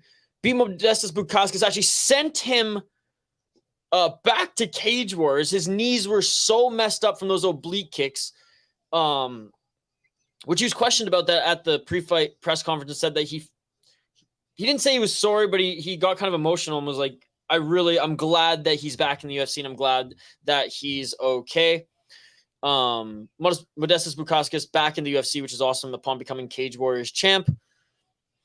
Lost to Ian Kutalaba, lost to Prachnio. Those aren't good losses. Beat Eric Anders, which isn't bad. Lost to Johnny Walker. Beat Gokhan Saki. Beat Paul Craig. Which, is that a good win? It is a good win, beating Paul Craig, right? Look, Roundtree, he's a fun fighter to watch for the most part because he likes to stand and bang and he likes to finish his fights quickly.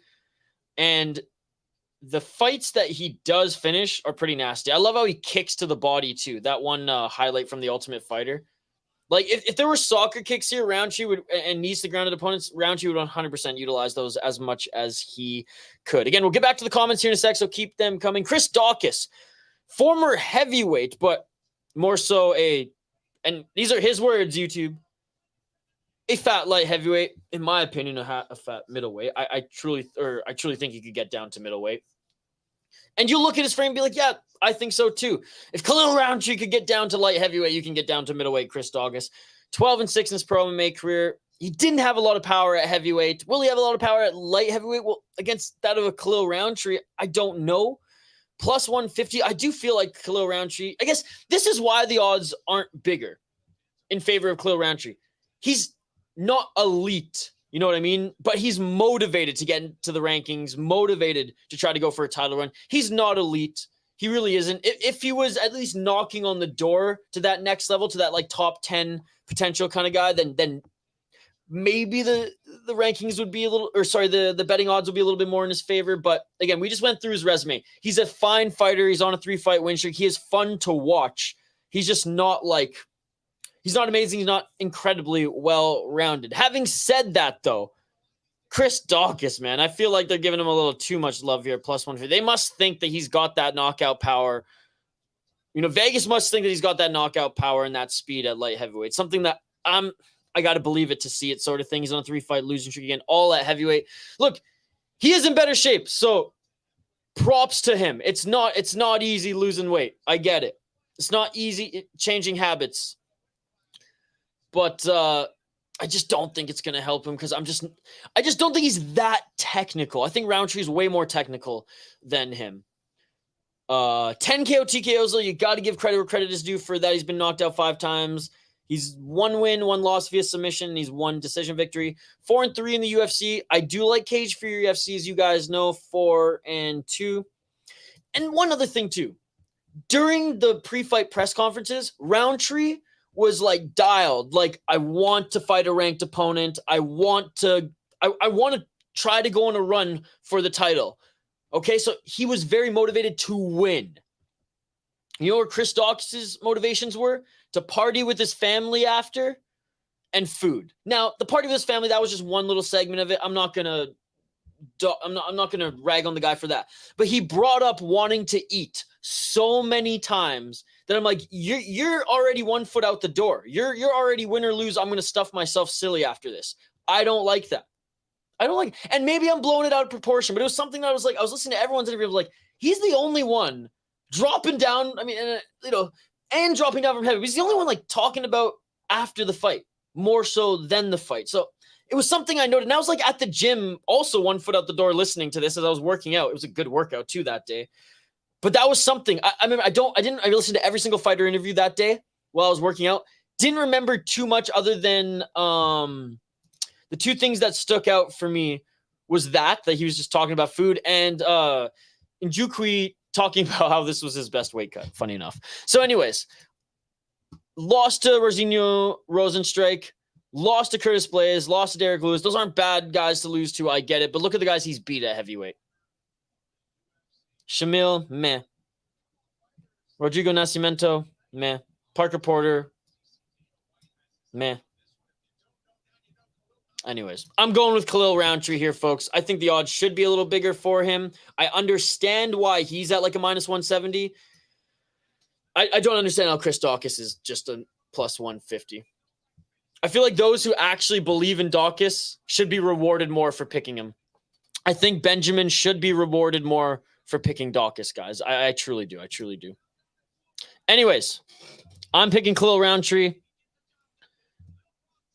I'm going to get back to your comments here in just a moment. Thank you so much for your patience as we ran down the fights. Fighters have been making their walk out to the cage now, so I will get back to the live chat. All right, where are we at? Where are we at?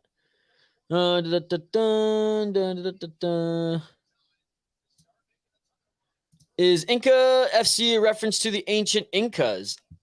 I can't say that for facts, but probably. I was rooting for both Daukaus brothers, but yeah, he gets cut if he doesn't KO Khalil. I liked his brother more, personally. But I'm predicting Daukaus to win. Like Strickland says, Roundtree is a pansy. He doesn't fight like one, though. I got Roundtree KO round 2. I just want to say, Andrew and Jaden, you guys can keep duking it out in the live chat, but I appreciate both of your guys' support. I'd love to see Daukaus use his BJJ for once, right? Daukaus had a ton of power at heavyweight.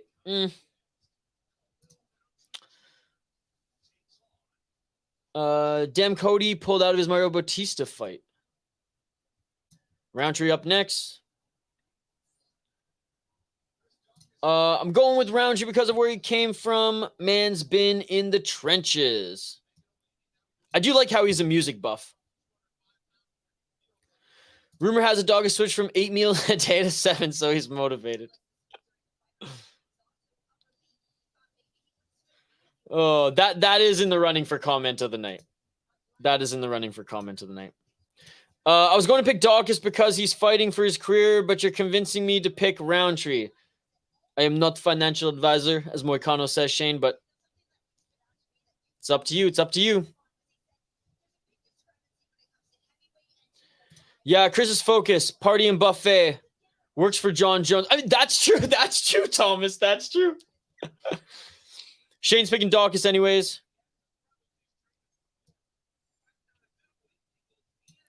You're on a date with Tabitha Ricci, and Amanda Lemos walks up and bitch slaps you. What do you do? Are you suggesting that she's trying to steal my woman? Dude, slap her right back. We go tit for tat. For the head-to-head. The Roundtree will win. I'm feeling mystic tonight. Well, it's actually lunchtime. Yeah, lunchtime for you, 7:30 for me, 8:30 Eastern time. It's weird to see Chris Daukaus look more like his brother. No, credit to him. Like, he has lost a ton of weight here. He has prepared himself for this division.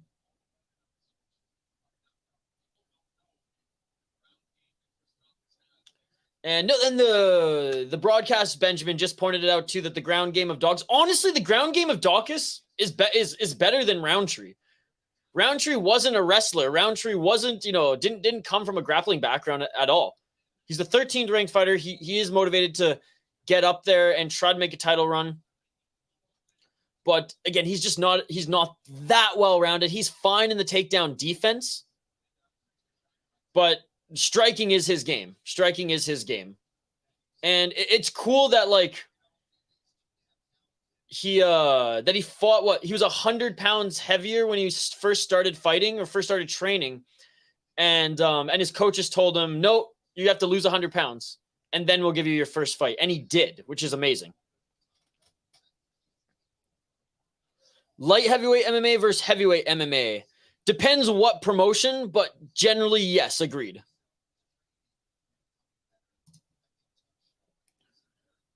Like I said, generally agree. It also depends what promotion. KSW heavyweights are fun to watch. But they're allowed to okay, they're not allowed. They don't get in trouble for roiding up here. Oh man, my ESPN just crashed now too. Damn it! All right, I'm reloading it here. Yo, what's been going on with ESPN tonight, guys? Oh, dude, the whole app just crashed. Oh my goodness. Right before this fight, at least we got some time as they're announcing the fighters in the cage now. No, for sure. Like, I agree. Dude, what is going on? Okay, yes. Yeah, unless you're Phil DeFree, who doesn't really have hands and has more grappling. Gelton Almeida, he'll be fun to continue watch. Oh, dude, what is going on right now? Sorry, guys, my whole app crashed here. Okay, I think we're back online. I'm just on the Phil DeFree train right now, guys. I want to see him fight Francis Ngannou. KSW, PFL, cross promotion, allow mixed rules. It's not like Ngannou's fighting in the season, right? So they can lay some elbows. A shout out to Khalil Rountree after being beaten in the Ultimate Fighter house. Donut eating contest with the boys, and he's like, "Watch, this is how you know a skinny guy used to, or an in shape guy used to be fat," and he's just like mowing down the freaking donuts like what's his name? Nico Avocado, the mukbanger on YouTube. That was Khalil Rountree with those donuts. And that's what Chris Daukaus has been dreaming about this last night. Anyways, round one. Let's get it on.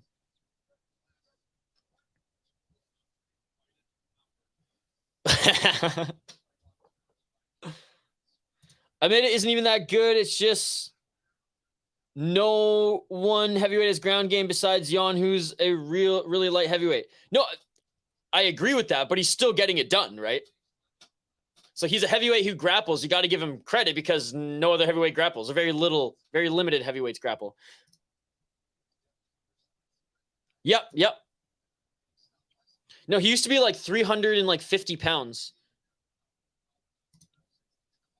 Oh, a nice counter right there by Roundtree. Daukaus had some good combos there on the entry, guys. Had to work, JC, but I did watch it after. It was a great card. It's good to see you, JC. Thank you so much for joining, my man. I watched Road to One last night. Nice left hand there by Daukaus. Shout out to KSW. No, you saw it. Let's go, baby. 4 minutes on the clock here. Oh, and Roundtree just tagged Daukaus with the right hand. Oh, that was a hard shot. Fair playing the field. 3 minutes and 45 seconds on the clock. Roundtree fakes, and there we go. Daukaus with the single leg. That's what Daukaus needs to do. Daukaus with a couple shots there in the clinch. They're scrambling and clinching now. You can definitely see the size difference here, though, between Daukaus and Roundtree. We're not talking in the muscle department. Just Daukaus is just a little bit of a bigger man. Roundtree to land check hooks all night. Dude, that one, shit. I have the volume so low on my TV now, and that one, like, I can still hear it ringing in my ears. Apparently, I'm a fool. Ismail, I thought we were friends, brother. I thought we were friends. Why am I a fool?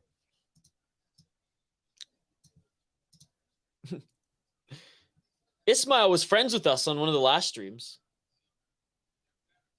Shout out to you, my former friend. El Idrisel.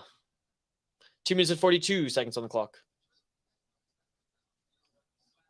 I guess Ismail is just a big Chris Daukaus fan, guys. 2 minutes and 30 seconds on the clock. There's another counter right by Roundtree. Roundtree to the left just drops Daukaus. Roundtree to the left just drops Daukaus. Daukaus is covering up here, and it is over. Herb Dean ends this fight early. Are you kidding me? Herb Dean ended this fight early. Are you kidding me? What is this universe? Racist comments? I said no such thing, my man.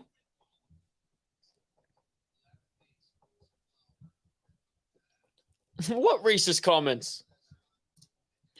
That's why I feel Aspinall is the most well-rounded heavyweight after Jones. Racist comments? There's no racists here, buddy. Get the heck out of here. Damn, I should have picked round one. Pavlovich has the best chance of finishing Jones, in my opinion. Agreed. I counted 9 check hooks before that KO. Racist comment. What? You're the fool if you think I'm the racist, buddy. That's hilarious. Herb Dean is the worst, consistently inconsistent, right? Wow. Big win there by Roundtree. That was a nasty knockout. Dude, he hit him hard. Those check hooks. Damn. It only took 13 shots to put out Chris Daukaus. Let me know in the live chat if you think Chris Daukaus is going to get one more shot at light heavyweight in the UFC, or if you think this is done for this is it. He's done with the promotion. So now that's 4 in a row. 3 were at heavyweight, mind you. This was the first one at light heavyweight.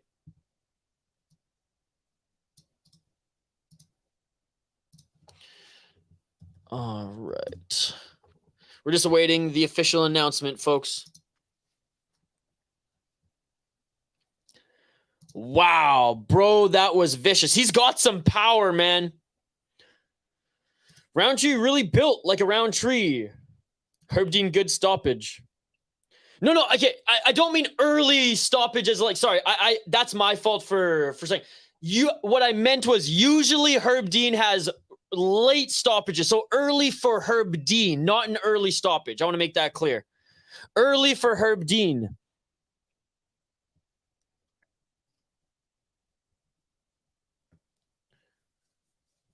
Gone. Daukaus is done.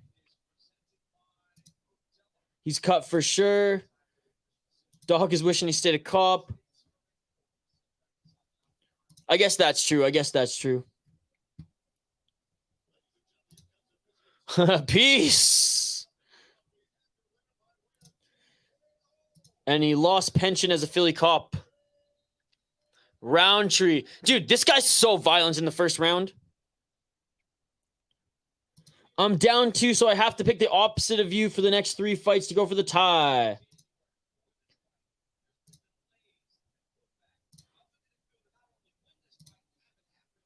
Not early at all.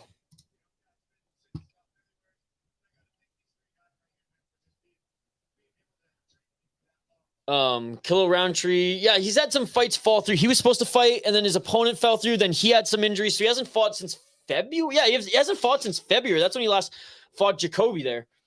They're taking a look at the replay here. Oh, beautiful straight left. He wanted to walk off too, but he's like, nah, Herb Dean's ref, and I can't just walk off.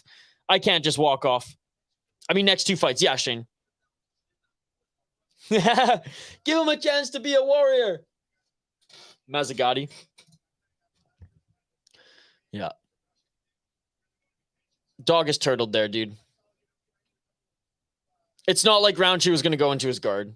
Roundtree was going to kick him in the side of his body. Because Roundtree, he wishes there were soccer kicks. Much like Aaron Jeffrey. Shout out to the Canadian Aaron Jeffrey last night. Great win by him. Trying to go full Ryzen, which was awesome to see.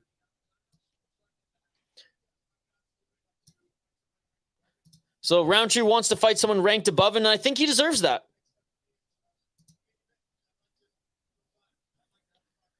And he said he'd like to have 5 rounds too. And he said that's the next big step and big challenge to him. Look, I do agree with the Strickland. Like, Roundtree does kind of come off as someone who's like a little softer, given he's an absolute like assassin in the cage. But I do dig his vibe. He seems like a nice guy. He's into music. He's a music nerd like myself. I hope he gets that 5-round fight soon. I want to see what he has. I want to see if he can go 5 rounds. I want to see if after the first 2 rounds he can't put away his opponents, how he looks in the trenches going up against some of the better opponents, if he does indeed continue to rise in the rankings. Dun, dun, dun, dun, dun. Oh, yeah, there's also Brave. Brave's going, yeah, Brave FC also. Dude, there's so many good fights this weekend. It's nuts. Streak's still going. Attaboy, Jaden.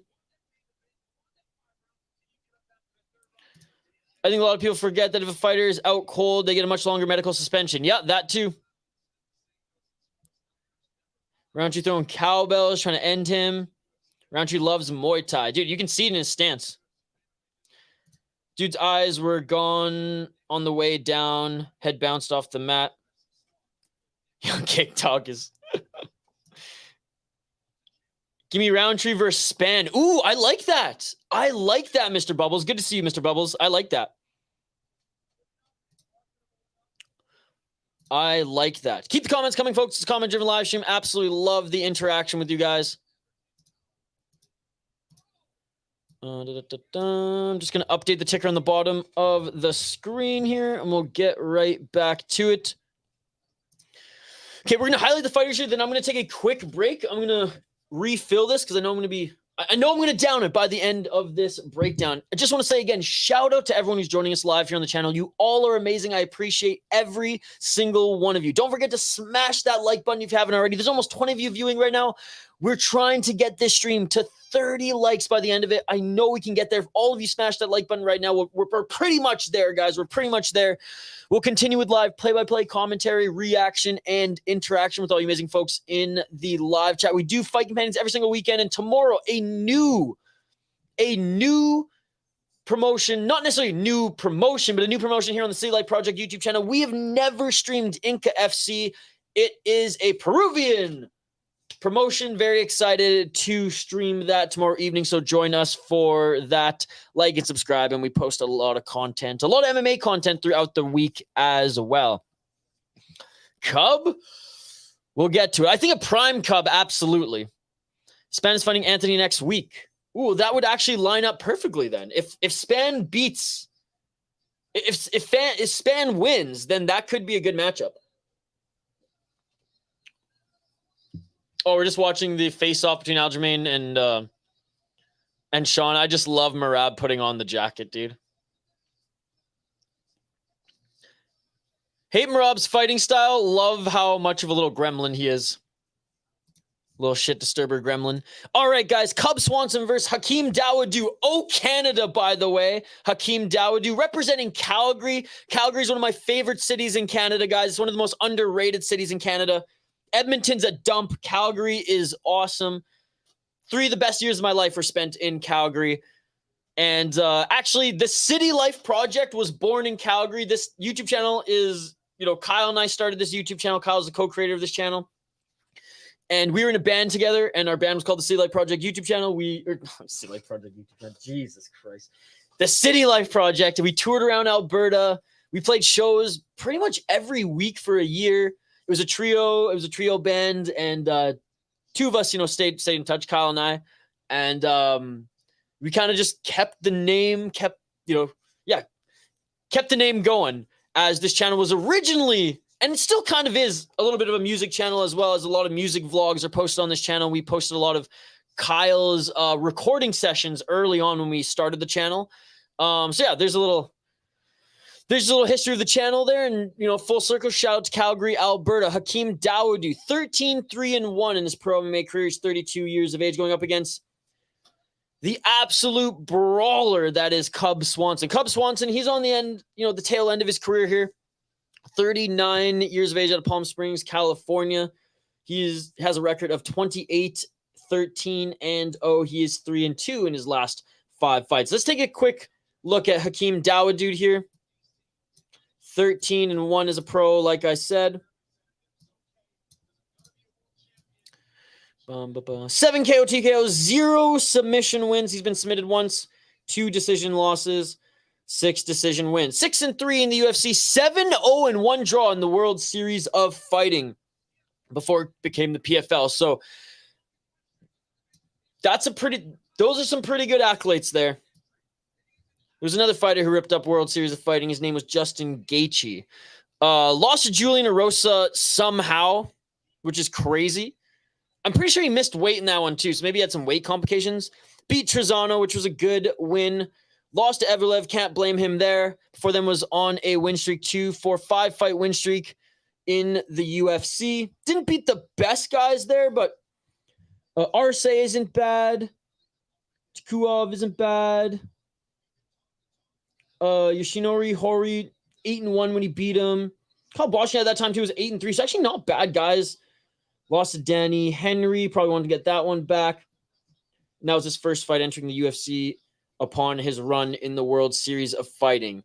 Again, I think Prime Cub beats Hakeem Dawodu. I think on their feet right now, they're pretty even, given, Cub's timing is slowed down quite a bit. He's still got that power. He's still got those nasty kicks too. But I think on the feet, they're both pretty even. As far as stylistically, as far as skill, I think Cub is a little bit more skilled and obviously polished. Hakeem is just stronger at this point in his career, and shit, even a prime Cub, I'd say that Hakeem is stronger. He's going to be a little bit bigger. He does cut a lot of weight. He's got a lot of muscle, this guy. I think in the clinch, Hakeem all day, every day. If it goes to the ground, Hakeem has decent defensive wrestling, but he's not known for his grappling, right? He's known for stand and bang, and he's known for point fighting. He's known for getting a fight to decision, making the judges confident, knowing that he won the fight. On the other end, though, like we said, Cubs Swanson, an absolute legend, dude. Talk about a guy who brings the heat every time. 12 KO TKOs, 5 submissions, 11 decisions. And in those 11 decisions, man, you can bet that they were wars. 13-9 in the UFC, 5-3 in the WEC. And again, this one was hard to watch. Lost via leg kicks in the second round. Got absolutely dismantled. Beat Darren Elkins, which was an awesome win by him in 2021. Lost to Giga Chikadze. No shame there. Giga, I mean, look, Giga may not be the champion that he thought he was going to be, but Giga is a good fighter. Beat Pineda, who, similar record to him. I liked that matchup personally. Who hasn't been Karan Gracie, let's be perfectly honest. And then this losing streak was sad. It was hard to watch him lose to Shane Burgos, Moicano, Frankie Edgar, and Ortega. All of them good fighters in their own right. He beat Lobov, Doohoo Choi. And again, between 2016 and 17, it was a good win streak, but they aren't the best wins.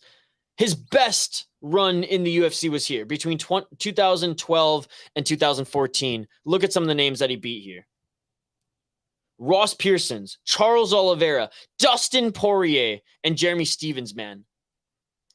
Cub is an absolute stud. It's crazy he's still fighting, just shy of 40 years old. Prime Cub would have beat Hakeem Dawodu. 2012 Cub would have beat Hakeem Dawodu. I'm going with the Canadian, not because I'm biased here.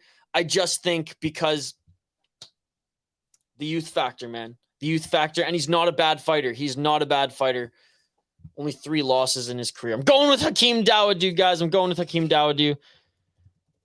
Let me know your thoughts in the live chat. I'm just going to get Fight Center back up here. Dude, ESPN's not showing commercials now on my broadcast. Something's wrong there at headquarters, guys. All right, back to the comments we go. Cub is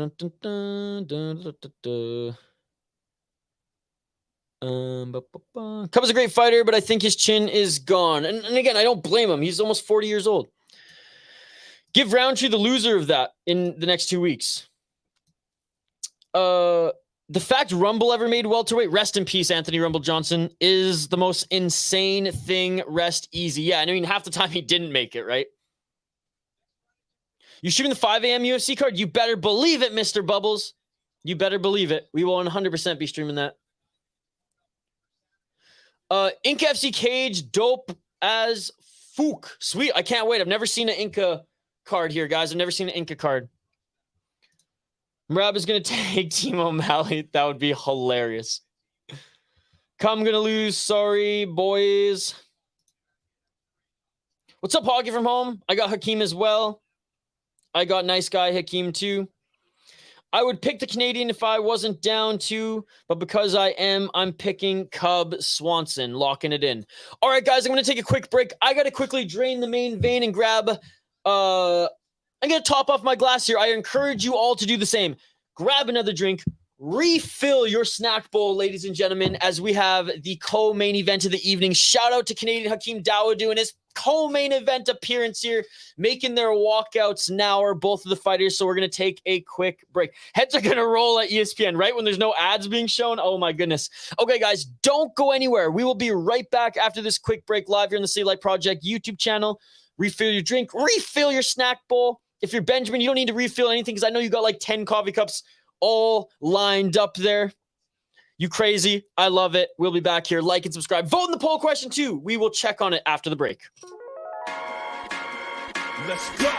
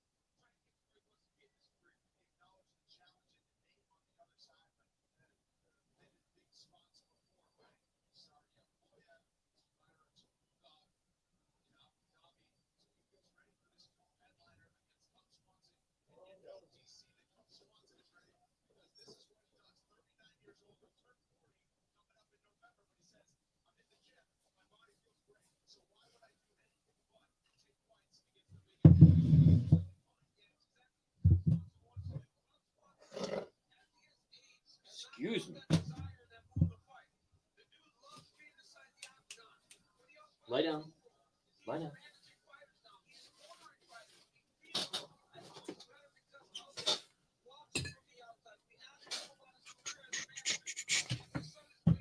Jeez. Sorry, guys. I don't know why the video didn't continue to play. Well, we're back. Oh, my goodness. Sorry, guys. Usually the video is on a loop, but I'm not sure why it ran out there. But anyways, we're back here. Nothing much. You're just starting to study for finals. I start finals on Wednesday and having cheesecake now. Nice. All right. So, yeah, we're back, ladies and gentlemen. Pretty good timing there, too. My apologies. Didn't even realize the camera was still on there. Usually I have this video clip as a loop, but for some reason it didn't loop. So here we are. Here we are. Cub Swanson making his walk into the cage now. Quickly being checked by the cutman, Hakeem Dawodu, already there. Brewed for a fighting spirit. Absolutely love it. And I like this comment too. Yeah, how crazy would that be? How crazy would that be? Again, appreciate every single one of you joining us live here on the channel. You all are amazing. I appreciate you all. Sorry for my little absence there. Usually I have that video going and going and going, but hey, we are here now. Grabbed a quick snack here. Let me know what you're snacking on. Let me know what you are sipping on this Saturday night. Co-main event of the evening starting now.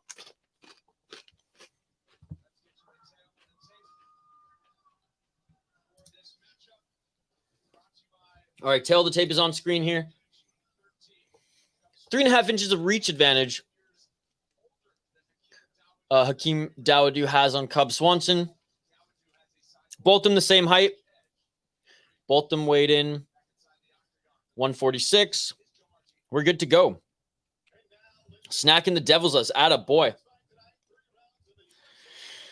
How pissed is Dana going to be about ESPN not working? Well, for me, I mean, there's been a lot of glitches here tonight. I don't know if it's still working for like Benjamin, some of those other folks in the chat here, but they're not showing ads at all, which is concerning. Not for me. For me, I don't really care, but snacking on peppers, carrots, and cucumbers. Shane's the healthy one here tonight. I love it. Cheesecake and water. Trying to finish them because I'm getting groceries today. Atta boy. See you soon, Hoggy from home. Or tomorrow. Got you. Yuzu. Oh, interesting. It's on cable ESPN in America. Yeah, the ESPN app has had some issues.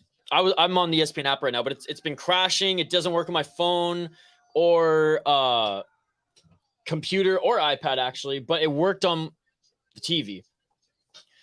Oh, so Cub Swanson, he's got his whole family here. I wonder if this might be his last bout if he loses. We'll see. See you, Hockey from home. Don't worry, I'll check the Discord after this. All right, round one is upon us, folks. Good timing here. Round one, let's get it on. Time, 4 minutes and 55 seconds on the clock. Just started, buddy. Appreciate you, Hockey from home. A bagel loaded up with jalapenos. I love it. That sounds amazing. I like Cub, but it's time for him to hibernate. He's getting there. He's getting there. Hakeem Dawodu looks dialed too. This isn't an easy fight. But what I love about Cub Swanson, he's game for everyone, and he's a talented striker. He should retire either way, says Jaden. Fair enough. Fair enough. Yes, good luck to you on your finals. Swanson's been good for the sport. Nothing but the best to him when his day's done. Indeed, JD. Thank you for still being here, JD, as well, brother. Appreciate you. Oh, Cub Swanson with a nice right hand. He tags Dawodu. Double left jab followed by a right hand. Great job by Cub Swanson there. Cub Swanson tried to throw a high kick there. Outside low kick, Dawodu on the counter. I'm in the United States, but from Canada. Jalapeno. What the fuck are you talking about, Bubbles?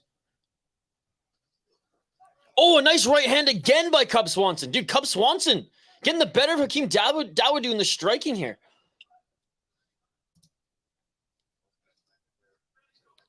Can I give you the time? You can give me the time. I got 3 minutes and 21 seconds on the clock.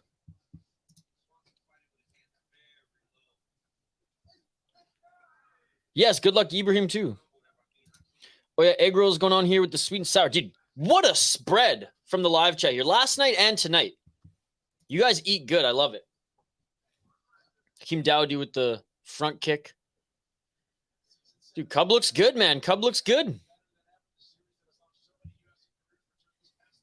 2 minutes and 53 seconds on the clock. Oh, a hard outside low kick there by Hakeem Dawodu on Cub Swanson's leg. Explosive striking by both of these guys, dude.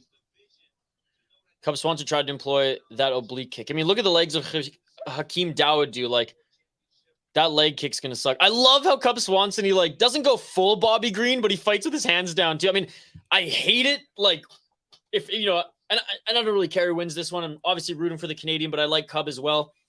I'm kind of neutral.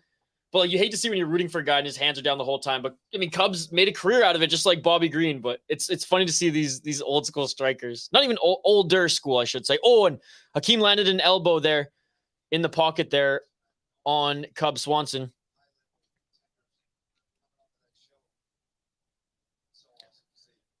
If you want to send it in Discord, I'll check it out.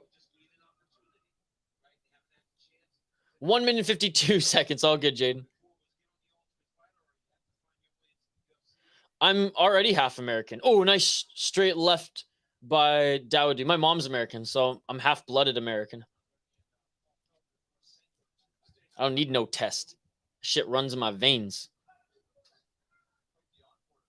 Oh, say, can you see? I will say, the U.S. has a way better national anthem than Canada. Canada's is cute, don't get me wrong. But especially at sporting events, dude, Star Spangled Banner just gets you pumped, man. Row Canada just kind of makes you smile, which is not a bad thing. Hakeem Dawodu with a counter left, but it didn't land on the chin of Cub as he stepped back here. 1 minute and 10 seconds on the clock. It landed on his chest. Oh, and a nice right hand by Cub Swanson. Dude, these guys are throwing bombs. Dude, Phony's like just standing up right now, just like cheering. This is the fight Phony's wanted to see all night.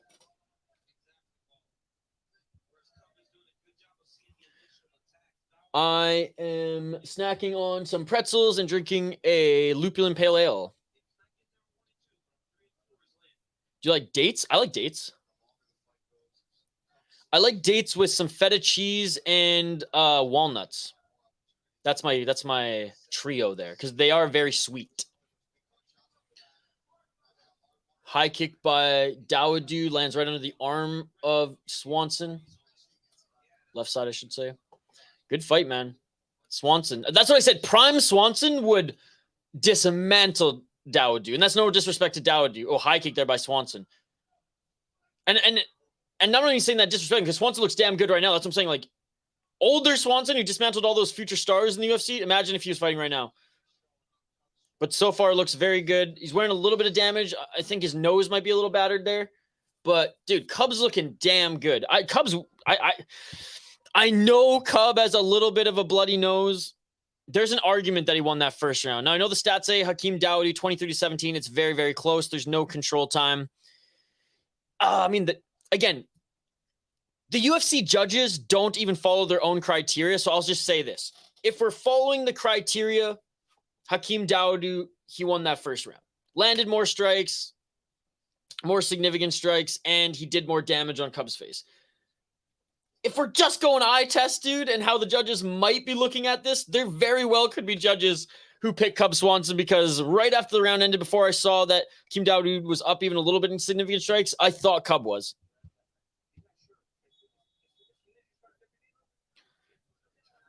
Dude, that would be cool. The haka at the end of the anthem. They're both good. I like when Canadian hockey teams play American teams so they can play both. Yes, that is true. Yeah, fair. I mean, honestly, I don't even like, I'm Canadian. I hate the Toronto Maple Leafs more than I love my mother. I'd be happy never seeing the Canucks or Minnesota win a cup if it means Toronto doesn't win in my lifetime. I hate them so much, dude. You have no idea. So like, I'm not one who roots for Canadian teams because I'm Canadian. Half of Canadians' roster is mixed up with all sorts of players, right? I care about Team Canada when it comes to IHF, though. Straight left jab by Hakeem Dawodu. Round 2, ladies and gentlemen. I love that Charles Barkley here, Mr. Basketball, just loves hockey. It's on brand. Feta dates in some sort of salty nut. Pretty even, but got to give it to Dawodu because of the significant strikes. 10-9, Dawodu.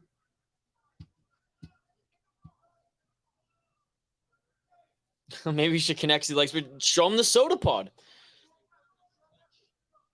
Cub doing his part in making America great again. Good comment there, Reload. Yeah, hockey from home, also a hockey fan. It's in your name. 3 minutes and 55 seconds on the clock here. Dawodu in the clinch. Oh, and 2 nice right knees by Cub Swanson. Dude, Cub Swanson, he's doing way better than I expected here. And I love it. And maybe it's less that because I expected Cub to actually bring this. Dawodu not dominating as much as I thought he would on the feet, but again, Swanson just looks damn good. But these knees being traded here in the clinch, they're hurting both of them.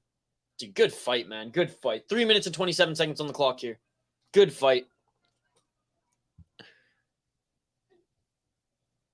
I'll be, but I'm not a student anymore. Most American teams are mostly Canadian and Euro players. Salty nuts, you say? A salty nut. These nuts. Outside low kick again on Cub Swanson. He didn't even flinch. Cub Swanson with the counter left. Cub Swanson got tagged up in that return exchange. Dude, no.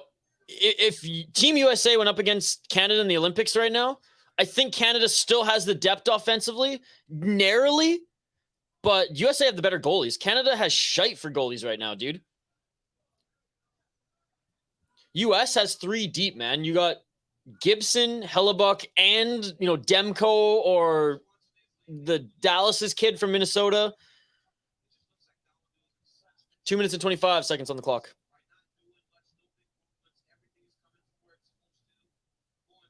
No, dude, USA Hockey's crushing it right now.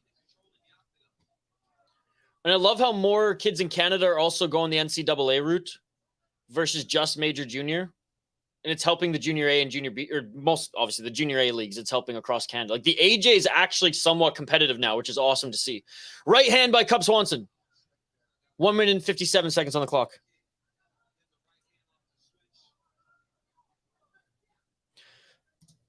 Andrew, yeah, and that's what I said in my preview yesterday and before this was I think Dawodu's going to get the better, or has got the better of him and would get the better of him in the clinch, and he does it now. Good job, Hakeem Dawodu, back in the clinch, 1 minute and 38 seconds left. Because Cub Swanson's beating him on the feet. Dawodu's out-muscling him in the clinch. Nice. Hakeem winning this round so far.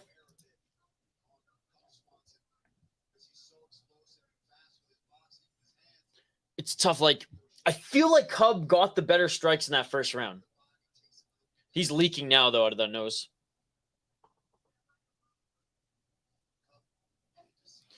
I remember that. He's one of the best in the UFC with the clinch. He's just so strong for 145, dude. Look how big he is. Carey Price, baby. I'm more of a Luongo guy myself. There you go. Glad it's working. Western Mass Climber. Appreciate you, by the way, dude. Thank you so much for joining. Hakeem Dawodu. Working in the clinch here. Ref tells him to keep working.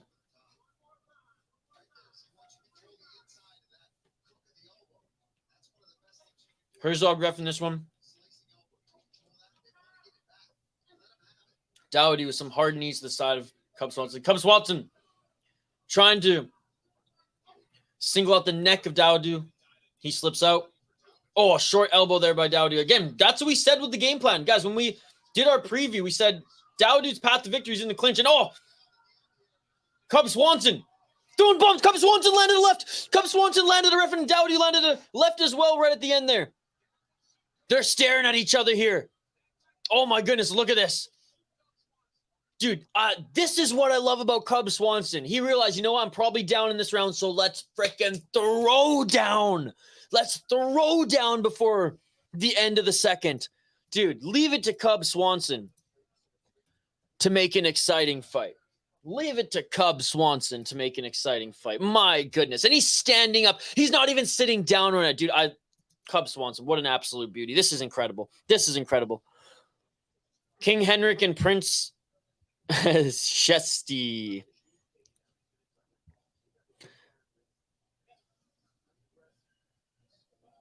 Nice hockey from home. Talking about making a podcast yourself. Yeah, and I'd be happy to be a guest. Hakeem 2018. Cub is a beast. Hakeem is not that guy. I mean, credit. Hakeem is a solid guy too. And Hakeem's probably still up going into the third. I hate that we don't get to see the corner work. Oh, I am not stoked to see Holloway and the Korean Zombie. Yes, hockey from home. All right, third and final round here, guys. Look, I'm not going to knock Hakeem Dawodu for realizing, oh, I'm not getting the better of him on the feet, so I'm going to work him in the clinch. It's mixed martial arts. Cub Swanson, he wants to fight, and I give him credit for that. Or not, Hakeem obviously wants to fight too, but he wants to throw down. Oh, and there's a nice combo there by Cub Swanson. And he's smiling, going, woo! Oh, Cub Swanson's feeling it right now. I love it. I love it.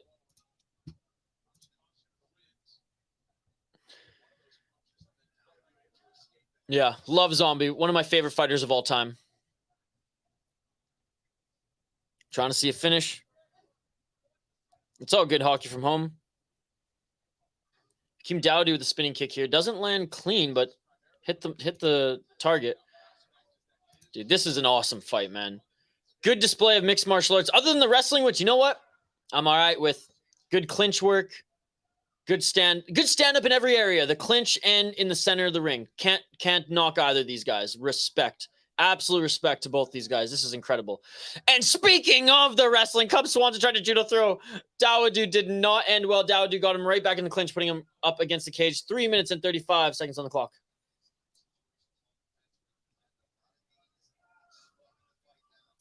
Carey Price is your favorite British Columbian? Hardly, dude. Way down the list, to be perfectly honest. I like Paul Correa way more than Carey Price. Way down the line. But Carey Price is a legend. Wow, it already stopped working, and that's crazy, man. I didn't say I didn't love Price.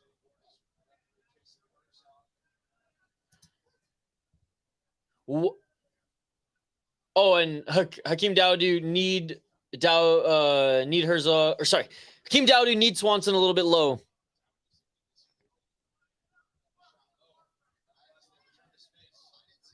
Yes, I will do that hockey from home. 2 minutes and 49 seconds on the clock here. Hakeem Dawodu trying to get back in the clinch. Good body work there by...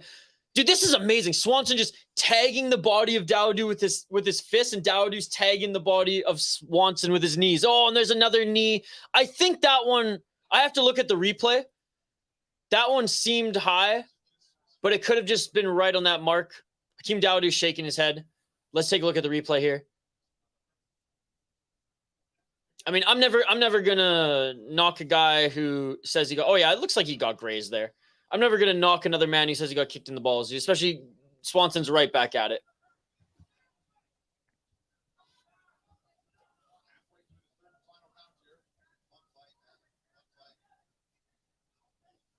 No, fair enough, but I mean, I'm not judging it just because of that fight. He is just getting older as well and hasn't been active, faced a lot of injuries, back injuries too, pretty nasty ones. And he has a lot of miles on him, right? I would love to see him fight easier competition if he's going to keep fighting. I don't know why they're throwing him to the wolves and Max Holloway, but no, I understand what you're saying. Oh, and a nice left hand by Cub Swanson. I think ruined is a stretch, but we were robbed of a few years because he did come back strong. Let's go, Jaden. All right, Hockey from Home, have a great one. Thank you so much for the support, as always. 1 minute and 30 seconds on the clock here in this third and final round. What a show these guys are putting on here. And Cub Swanson with the takedown right in the deep water, right in the center of the cage. He's in Hakeem Dawodu's full guard.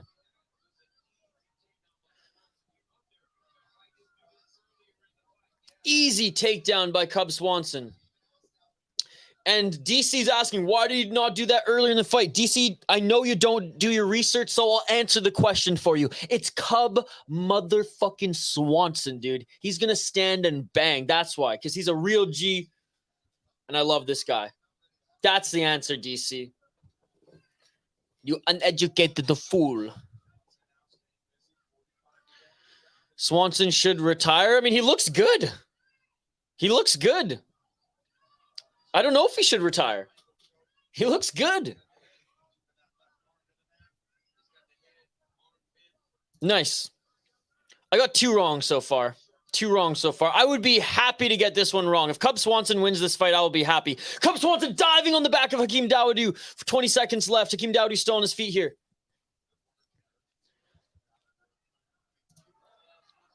Oh, and Cub Swanson reverses Hakeem to the ground here. He's trying to squeeze, but he doesn't have it. 3 seconds left here. Hakeem with the final reversal. And that is it for the fight. Standing fucking O, dude. Standing O. Great fight. Great fight. 39-year-old Cub Swanson puts a performance on like that. Are you kidding me? Are you kidding me? What a performance. Shout out to both these guys. Great fight. Great fight. What a display of striking and clinch work there. What a privilege to watch that fight. Oh my goodness. What a great fight, guys. It's ironic because he would grapple with TJ so much and bang Muay Thai session. Oh, Cub doesn't retire. I mean, dude, after this performance, he's got Argetta in his corner. After this performance, he doesn't look like he needs to retire at all. Cub is a gamer. I do think Dawodu won this fight though. But Cub, I mean, oh man. The first round I can see Cub winning. I'll say it, guys. I know he was down on significant strikes. I truly think he landed the better shots. Second round, Hakeem Dawodu. Third round's friggin' close, man. But let's take a look at the significant strikes here. 214 strikes thrown by Hakeem Dawodu, 119 landed, 87 significant, 49 to the head, 16 to the body, 22 to the legs, 3 minutes and 10 seconds of control time. And he actually did something with that control time, right? Like they were active in the clinch, elbows, knees. Cub Swanson, 188 strikes thrown, 104 landed, 66 significant, 49 to the head, 11 to the body, 6 to the legs, 1 minute, 25 seconds of control time. He got a takedown. He was going for a submission. Didn't get the submission attempt there. 1 for 2 in the takedowns, but he was also, when he was in the dominant position controlling in the clinch, he was also throwing knees and punches as well. The significant strike gap could be, the story of this fight in that it's given to Hakeem Dawodu, and I wouldn't be upset. I really don't care who wins this one. Both of them put on a great fight. I'll be happy for both of them. I think Hakeem Dawodu should win it 2-1, but I think he won the second and third round. I think Cub won the first. Hakeem Dawodu. Cub Swanson wins unanimous decision. No way. Hakeem, Cub is surprised. He was clapping for Hakeem Dawodu. Dawodu was shocked there. Wow. Cub, he was asked, DC asked him, do you think you did enough to get a victory? And he said, no. He thought he took more shots. He did take more shots. Wow. So judges must have thought he won the first and third? Judges must have thought he won the first and third. I thought he won the first round. If I'm going to be perfectly honest, I do not think he won the second and third. But hey, like I said, happy nonetheless. Happy nonetheless. Oh, man, he's emotional now. What an absolute beauty.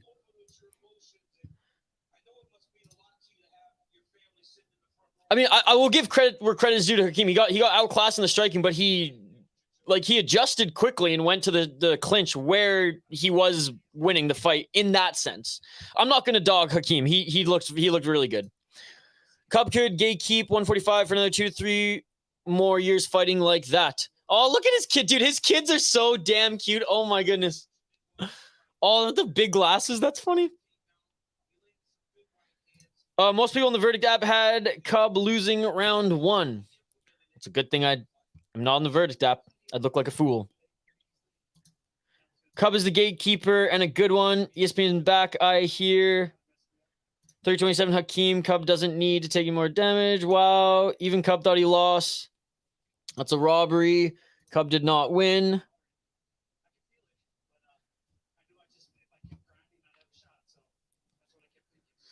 Who wins, Dos Anjos or Luque? Oh, man, that one's a pick'em. That one, like, flip a coin, buddy. Shitty judges strikes again. Yeah. I have to agree. Like, as much as I love Cub Swanson, I gave him that first round. I didn't give him 3. Obviously, there was a judge. It's unanimous. All 3 judges. The only thing the only like devil's advocate argument I can think of is that he landed the better punches, because I think he did, even though Hakeem Dawodu wasn't bloodied up. But I don't know. Anyways, happy for Cub. That's unfortunate for Hakeem Dawodu, but that's not gonna like the UFC masters aren't gonna like penalize Dawodu for that one at all, right? But yeah, don't like that one at all. And I mean, yeah, I'll say it. That one was a robbery. I think that one was a robbery. I think it was pretty clear that Dawodu won that fight. I'll be the devil's advocate all day, every day. Honestly, I think Cub had the better first round, but he was a gamer in the second and third. But I do not think he did enough to win those 2. But hey, shout out to him. Shout out to him. Hakeem didn't do enough, so they gave that takedown to him for the win. I guess so.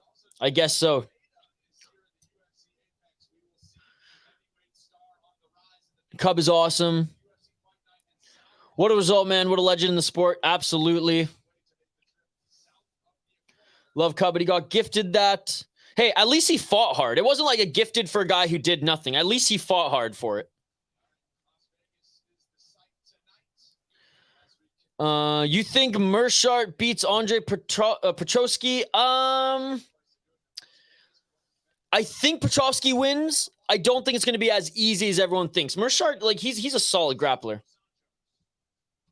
3 blind judges. Guru picked Hakeem and said it's not a robbery, but he has Cub winning 2 and 3. Cub wobbled him at the end of the second. Okay, so I guess he got the second there. Again, you guys can rewind the tape. Like I said at the end of the fight, I said I could see it going either way. I feel like I gave a pretty fair rundown, so we'll flip the page on that one. Pay attention, because that is how a champion conducts himself. Saying that to McGregor.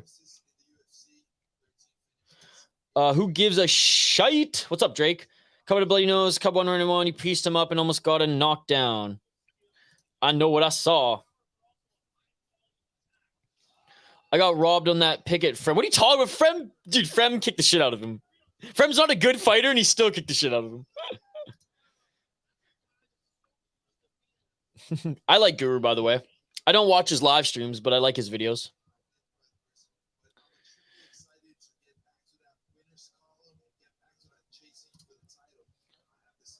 Luque by KO, says Ethan. What's up, Brandor? That was a pretty bad decision.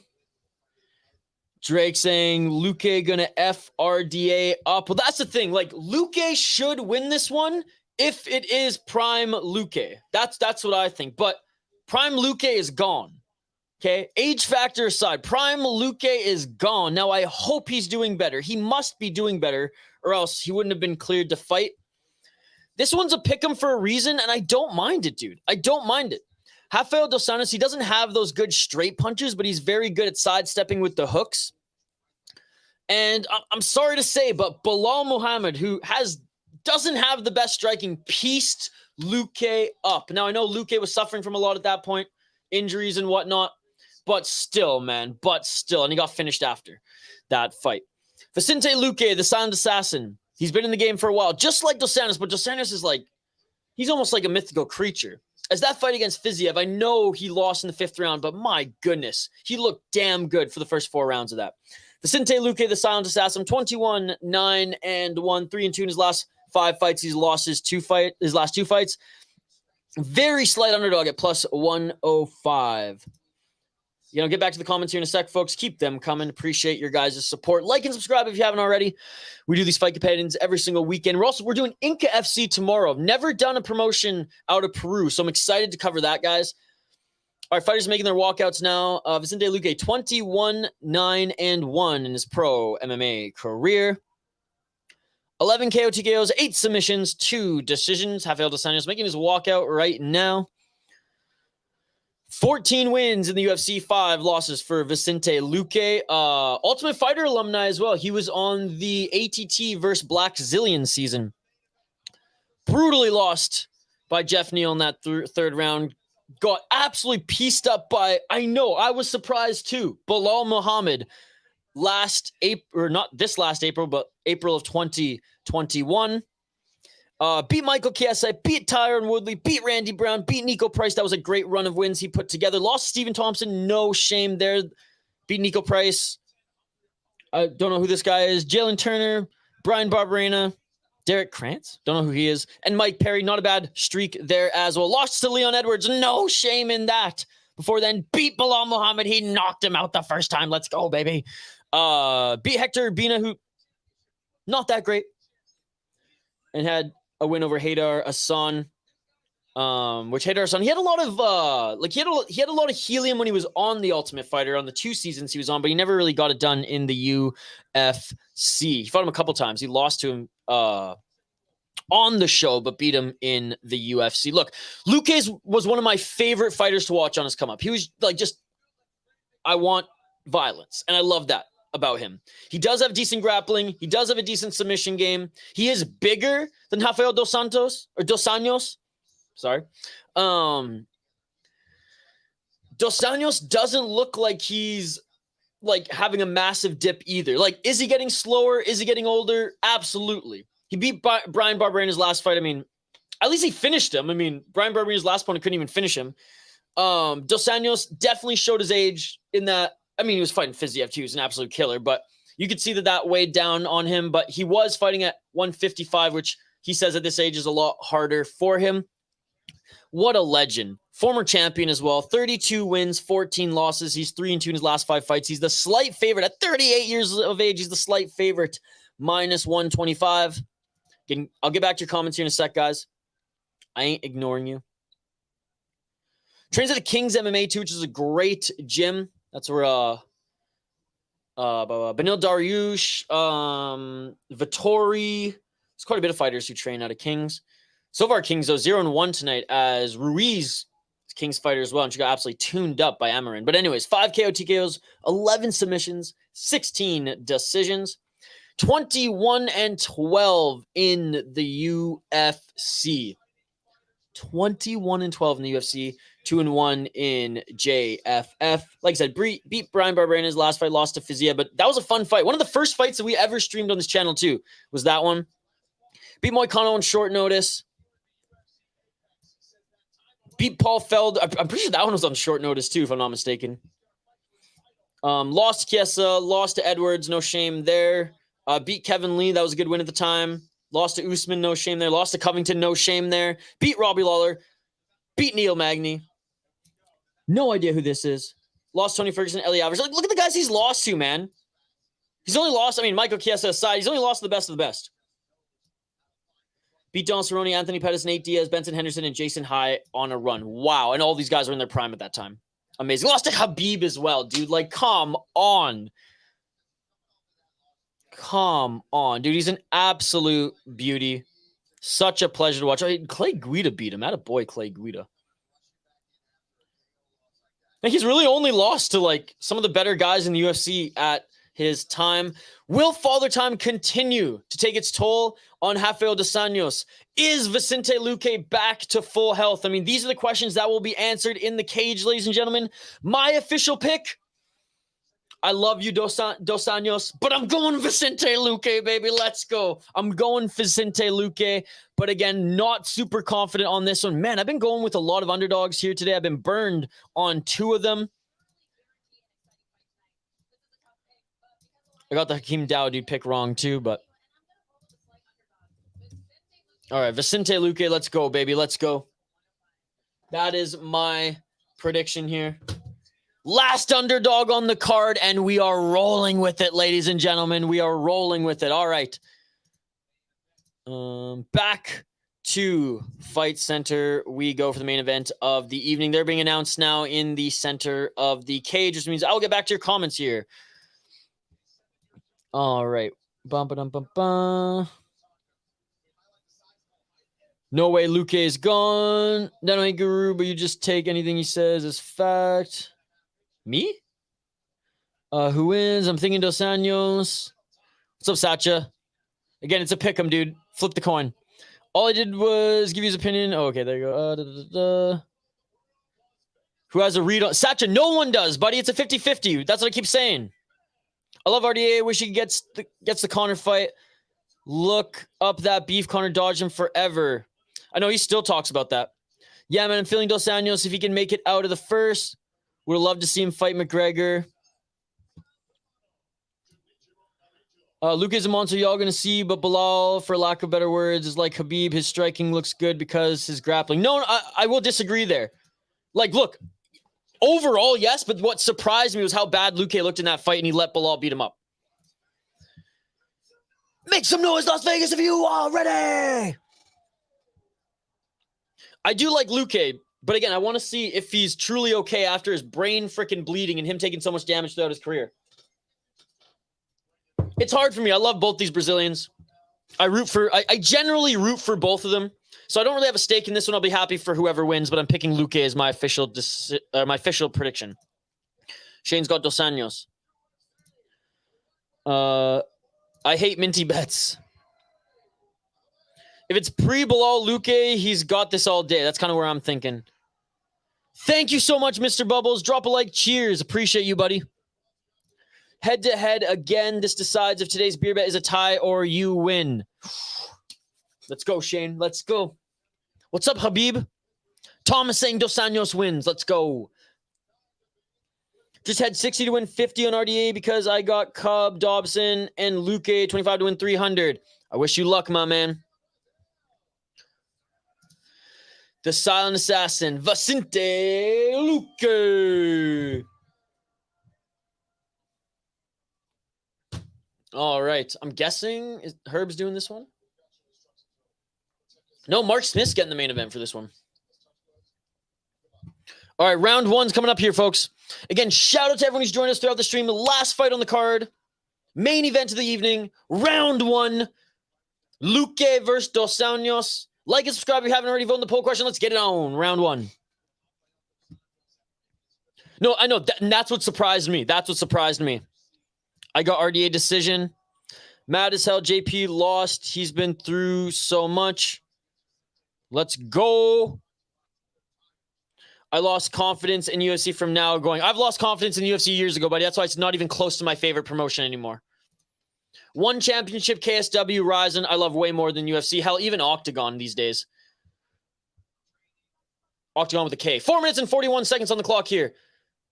Luque with a kick to the body.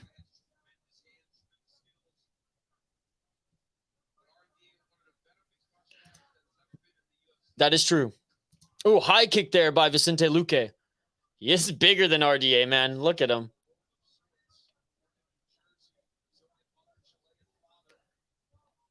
Oh, that's right. He's American. Born in New Jersey, Vicente Luque.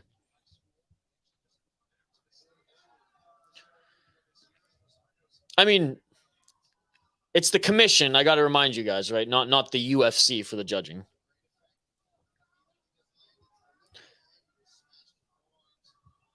Doesn't matter. It's still better. It's still better to watch. 9 times, or I'd say 7 times out of 10, better to watch. Hell, even 8 times out of 10, better to watch. So like Ryzen's worst level, one chance. Dude, all of them are, what are you talking about? Charles, every single one of the leagues I mentioned is lower level than the UFC. UFC is the NFL, the MLB. Doesn't mean it's the most entertaining. They just have the best roster.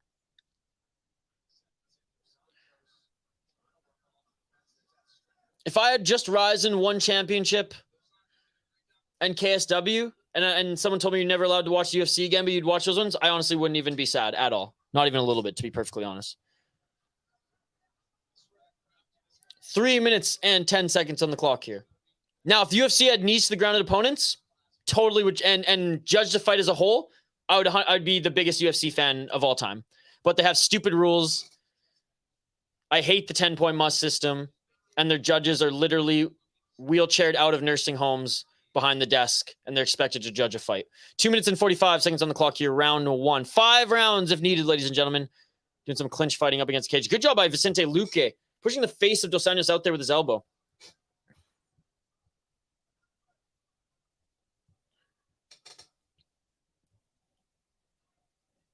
Artie is an absolute legend, nothing but respect. PFL going to get Bellator and really going to compete with the UFC. Oh, it makes me sick. I hate the PFL. They will never compete with the UFC. They don't even allow elbows, dude. It's a joke. It's an absolute joke. And they're going to go bankrupt soon. The PFL, it's such a joke, dude. If they add elbows, they finally hit the baseline. They're an absolute joke. 2 minutes on the clock. You're going to call yourself a mixed martial arts organization? You don't allow elbows? Makes me sick. 2 minutes on the clock, first round. I completely disagree. They're going to ruin Bellator. They're going to go bankrupt. And the UFC is going to eventually poach all their fighters in like 10 years. Maybe even less.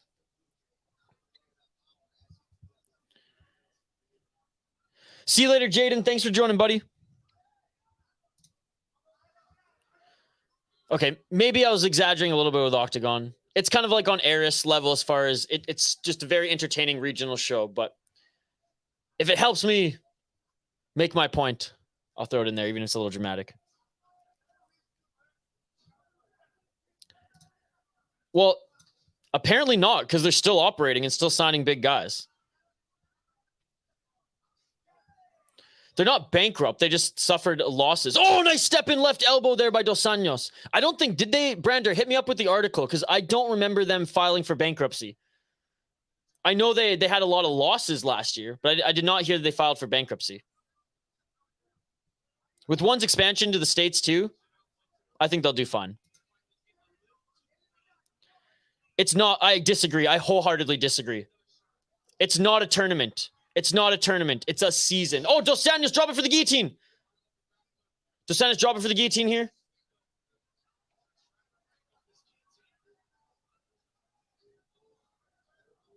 Luque, 30 seconds left. Kind of moved to half guard here. Luque, good job scrambling. Yeah, sorry, but I wholeheartedly disagree with that. And Luque with a great job in transitioning here to the back of Dos Anjos, landing some shots from the side here. Dos Anjos trying to scramble out of this as well. Yeah, they got ex-UFC names who piss hot and can't even compete once this year. Great league, man. Great league. Dude, they don't allow elbows. They're not a real league. I'm sorry. Like, at the end of the day. And don't tell me, oh, Ryzen doesn't allow... Ryzen allows elbows on the ground. They allow soccer kicks, knees to the ground, and opponents, and it's not that stupid 10-point must system. The season format is not a tournament. It's not a tournament. They have points for wins, which is the dumbest thing ever. It doesn't incentivize wins. It really doesn't. It's only for 2 fights. It means nothing. It's a gimmick. And if they want to do if they want to do true tournament, do it like Bellator. Run regular fights, regular cards, and have an additional tournament. Don't base your whole organizations on a stupid, and again, that's my opinion, but a very gimmicky, which is not an opinion, it's fact, North American style of sport when this is not a team sport setup. There should not be a season for mixed martial arts. And employ elbows. If you don't allow elbows, you have to allow knees to the grounded opponents or soccer kicks, and they have neither. It's such a sissy-ass league, in my opinion. As you can see, I'm very passionate. I hate it. I hate it so much. Now, that's not to say that the fighters are bad. That's not to say that the fighters don't have good highlights. We've seen some good kicks. This is not against the fighters. I'm just very critical of how that league is operating. All right, round 2, ladies and gentlemen. Luque got him down, dude. Look good, look good. Ishi, my man, I've been out all day. Can you give me some highlights? Gino, we're in the middle of the fight right now, so I cannot, buddy. UC get the worst judges in the world. They just spoil a nice long shot watching you from Ghana. Thank you, Derek. But again, it's not the UFC getting those judges. It's state commissions, buddy. I guess so. I guess so, Drake. I don't like any of it. I think it's all dumb. 4 minutes and 22 seconds on the clock. RDA just likes to hug and clinch. Not going to work with that big guy like Luque. Yeah, I hate the 10-point must too. RDA can be very boring.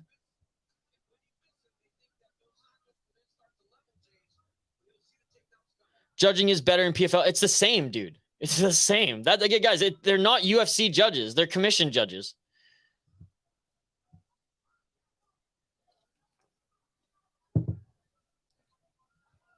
But recently, the judging has been better. I'll give you that. What's up, Mr. Ice Swallow?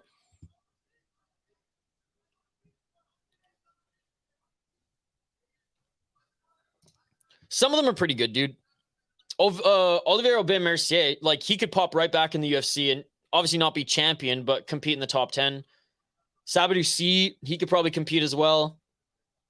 But I'm picking up what you're putting down.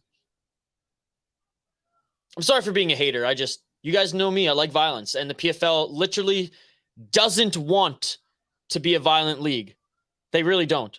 Dude, what, Brander? Thank you so much for the $10 donation, buddy. Appreciate you. Oh my goodness. 3 minutes on the clock here. Brander, thank you so much for the $10 donation. So the story for One Championship was about to go bankrupt. They changed their company location so they didn't have to declare bankruptcy. It happened like 6 months ago. Oh, well then say they didn't declare bankruptcy then. But I do know they were suffering from losses. Thank you so much for the $10 donation, Brander. And I would bet $10 that you just gave me that the PFL folds before One Championship. Thank you so much, buddy. No, seriously, I appreciate it. Thank you so much. You're an absolute beauty. You support this channel pretty much every stream. You watch all the videos. Like, I hope you hear and see how genuine I am when I say thank you, dude. This is not the main event we deserved. I feel like we already got the main event in the co-main event. 2 minutes and 16 seconds. It's two Brazilians fighting, guys. What did you think? You didn't think they were going to grapple? Usman Nurmagomedov would smash OAM, though. Probably. OAM, actually, he's a good grappler, though. Actually, OAM is a damn good grappler, so I don't know. I don't think it would be as one-sided as we think. He's good striker and a good grappler. Do I think Usman Nurmagomedov is the better fighter? Sure, but I don't think it would be as one-sided as we think. And I'm not saying that because he's Canadian.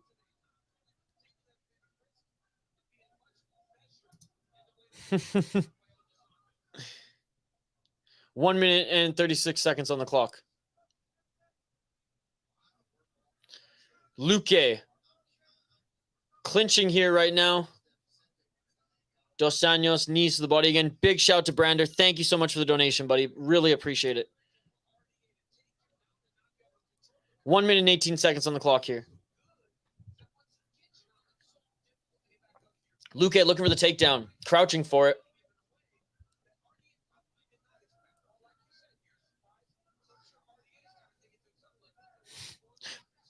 Brazilians, not Spanish, but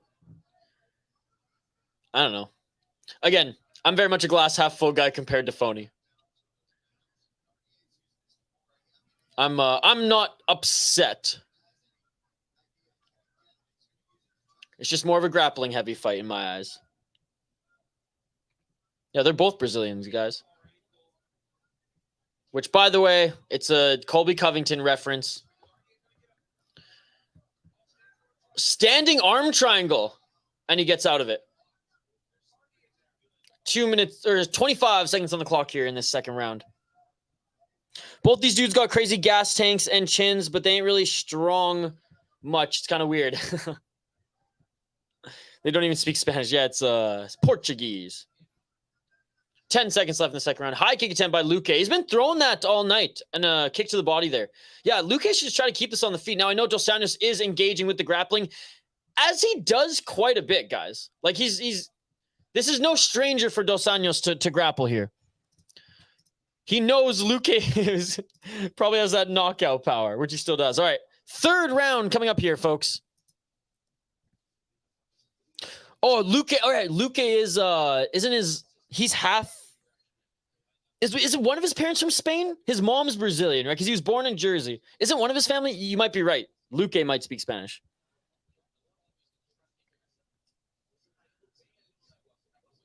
He knows like 4 or 5 languages. Dude, he's so cool. Dos Anjos looking a little tired here. Luque standing up. Dos Anjos looking a little labored here. Boya, thanks so much for joining. Boya UFC, shout out to you. Do you also make UFC content? If so, we'll like your channel, buddy. 2-0 for Luque. Yes, and white Americans are Europeans. Well, I mean, he was born in New Jersey. Does that not make him American? Am I not Canadian because I was born in Canada? I'm confused, Andrew. I'm confused. Andrew, you ain't going to take my citizenship away from me just because I'm a darker tone, brother. They're speaking to Luque in like 4 or 5 languages. That's hilarious. All right, round 3, ladies and gentlemen.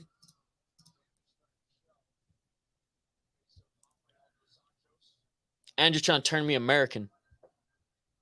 Which I'm half American. My mother's American.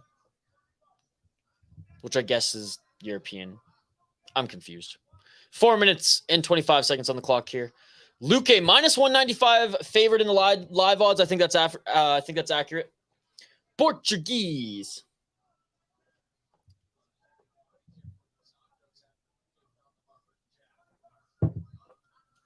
Four minutes and 11 seconds on the clock.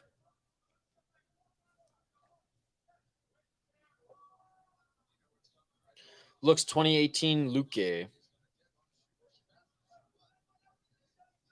There are a lot of actual Native Americans in Minnesota, especially North Minnesota, which is cool. I used to work a lot with the Indigenous communities in Canada. And I used to live in, rural parts of Canada, which are heavily populated by the Indigenous groups. So Minnesota, there are some, like I said, quite literal Native Americans here. 3 minutes and 32 seconds.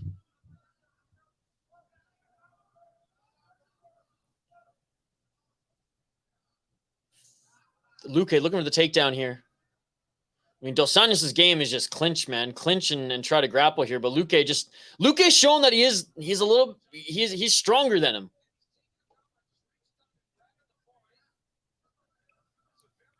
According to Marty Iasmin, you're less Canadian than a real Canadian. That's right. They've been back and forth hugging on the fence the whole time. The UFC main event's been trash. No such thing as a native or indigenous person. I beg to differ.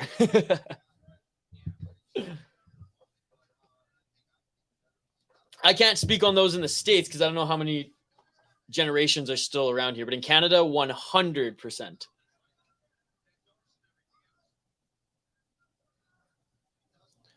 Two minutes and 32 seconds.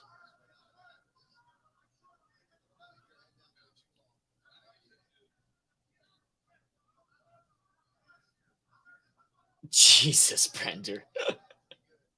And you guys are making fun of me for racial profiling. Oh, a nice left hand by Dos Anjos. I'm 100% from Boardville. 2 minutes on the clock here in this third round. Nice right hand by Dos Anjos. Dos Anjos has landed some good shots here, guys. A good left and a good right here on the feet. Addressing the boredom here, guys. They heard you, Thomas. The kid was really nice. Yeah, we used to go to the reservations in high school to buy fireworks and cigarettes and Canucks jerseys. 1 minute and 38 seconds. And I wouldn't even smoke them. We used to slang them in high school. I mean, what, YouTube? I didn't just say that. Luque eat right hands like it's for breakfast.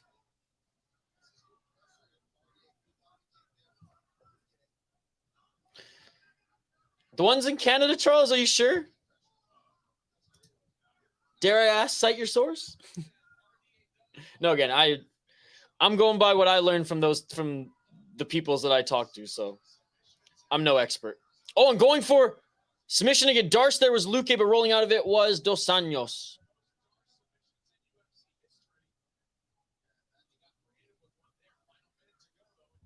$52 seconds on the clock.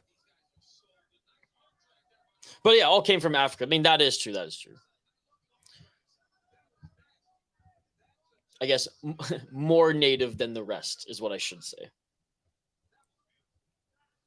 A few hundred years of generations, or 100 or 2 generations prior to the rest is more accurate. Anyways.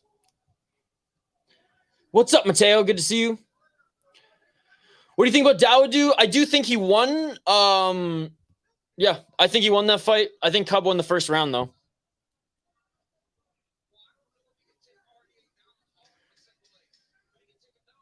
Charles is the chat room anthropologist. Yes, he is. Now going for the guillotine again right at the bell was Dos Anjos. We're going into the first championship round, even though it's not a championship fight. We're going into the first championship round, ladies and gentlemen. Main event round, I should say.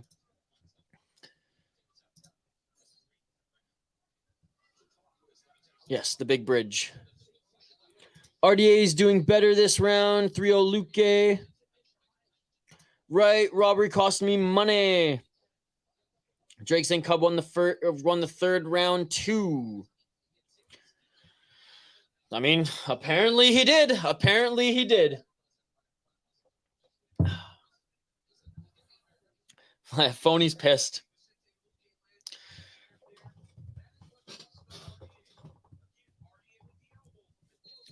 Phony says light sparring, and I look up my screen, I see an elbow in the clinch.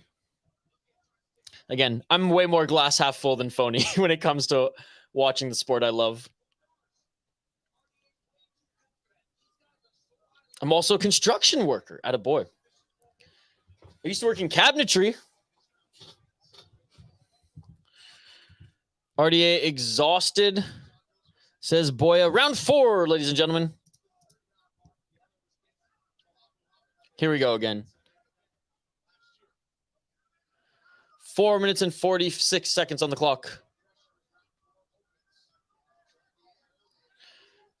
4 minutes and 30 seconds, folks, and they're throwing hands here. Right hand by Dos Anjos.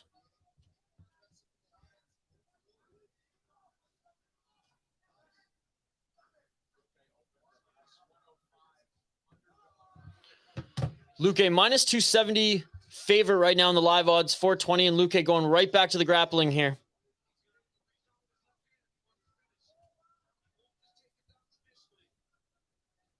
Four minutes and 11 seconds.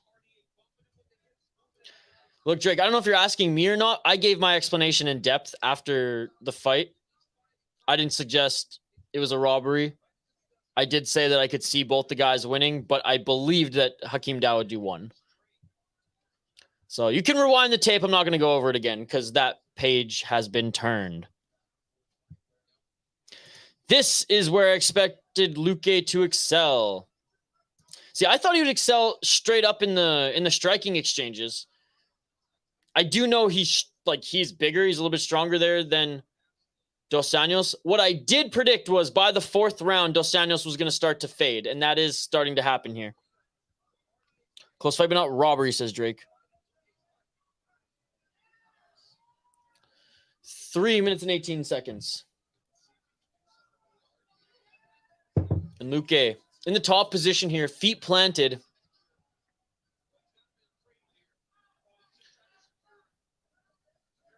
Luque's landed 5 takedowns already. And, Dos Anjos does have good takedown defense, but Luque's been trying for a lot of them. I wonder how many has he tried to throw here? Oh, no, he's 5 or 6 on the takedown. Damn. All right, they separate back to their feet. Right hand there by Dos Anjos. Clinch up again. Knee in the clinch. Dos Anjos with the body lock. Luque pushing Dos Anjos up against the cage again. Let's cash that 3 Honda. Told y'all Luque easy money.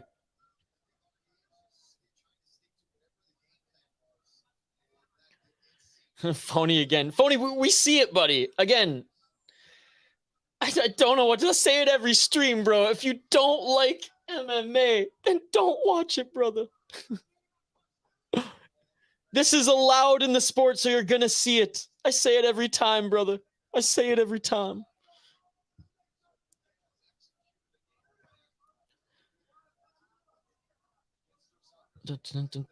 I didn't say... Okay, anyways, you guys are talking there. 1 minute 57 seconds on the clock.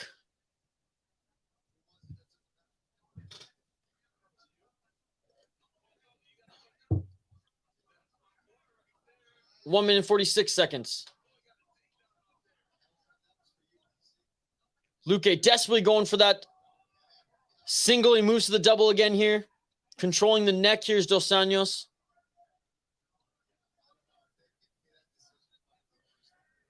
One minute and 28 seconds. Dos Anjos looks up at the clock there and tries to reverse here. What's up, Andrew? Honestly, it's been a good card, Andrew. It's been a good card. Main event, not the most exciting, but overall, it's been a good card.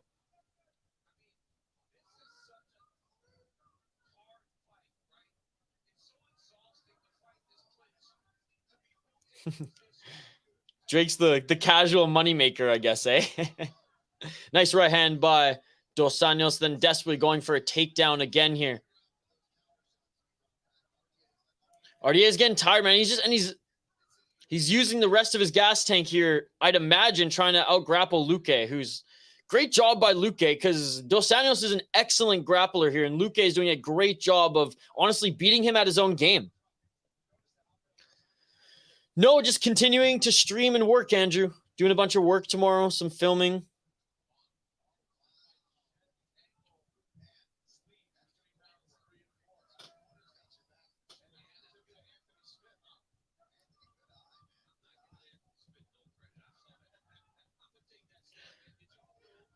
Phony, it's not about liking it or not, I don't think, dude. It's what I keep saying is this is mixed martial arts. This is mixed martial arts.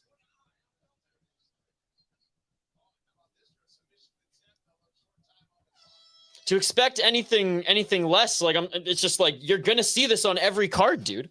That's why I like, and I get you're venting frustrations, and I'm all for it. Vent away. It's just, and this is a personal thing. I just don't get it. I just don't get it because like this isn't Muay Thai. This isn't kickboxing. So we're going to see grappling. You know, it's not about liking it or not. I don't let it anger me. I guess I don't know. I don't know what the right description is. We all know it's part of the sport. We all know we're going to see it. The fighters are allowed to do it. We can't get mad at them for doing what they're allowed to do in a sport. We can be critical, I think, but like, I mean, I guess we can be mad. I shouldn't say you guys can do whatever you want, be mad or whatever. I just personally don't understand getting angry over it.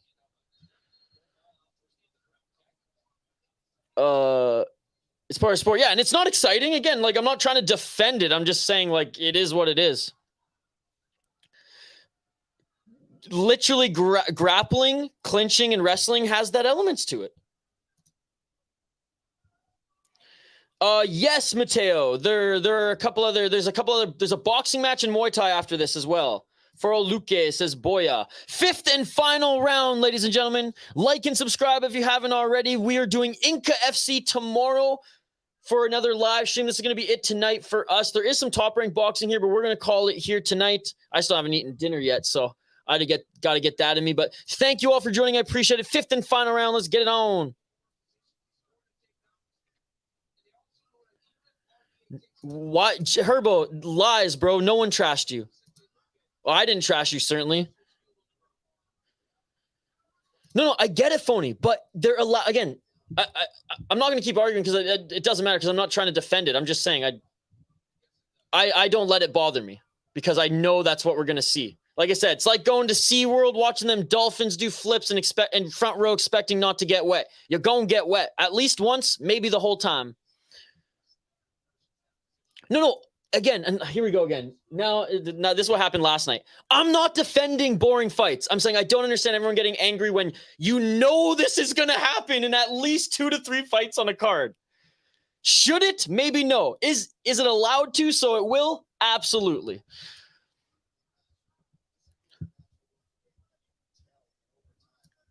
And look, agreed. I'm just saying, I'm not getting angry, but I'm not pepper, in my commentary. I'm not like, these guys suck. I hate the hugging. It is what it is. It's allowed in the sport. If you don't like MMA, just watch kickboxing and Muay Thai. I tell to all my friends, I'm going to keep telling the chat over and over again. Drake, I wouldn't go that far, buddy. I would not go this far. I would not go that far. Jays lost today, and they honored Jose Bautista before the game. Sweet. 3 minutes on the clock here. In this boring fight, I'm in your guys' corner. I hit every prediction on except the Canadian. What a day. Hell yeah, Jay Herbo. I got burned a little bit on a few underdogs, but no, it's been a fun card overall. Not the best main event here.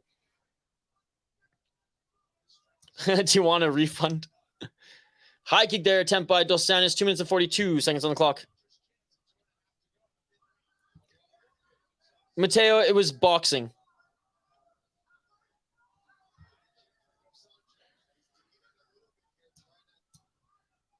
What are you talking about, Herbo? 2 minutes and 25 seconds on the clock. 1-2 by Dos Santos as he enters. Left elbow there, and Luque pinning him up against the cage again and again and again. I haven't got angry any night. Dana will bend the rules for Connor. I don't think he can with USADA. 2 minutes on the clock here. RDA defending the takedown. Back up against the cage. Prelims 100% delivered.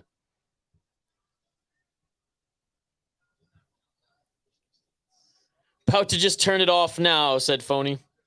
Top rank boxing on later. Might be even better.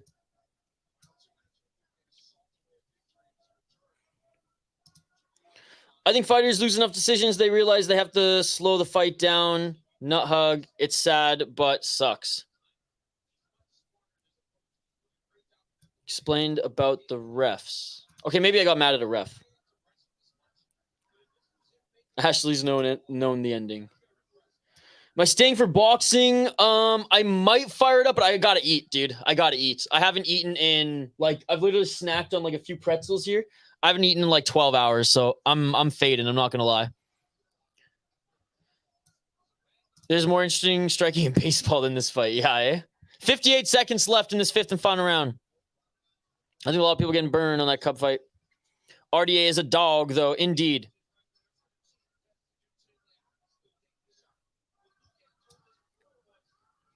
No, dude, Drake's cool. We all good. We all good.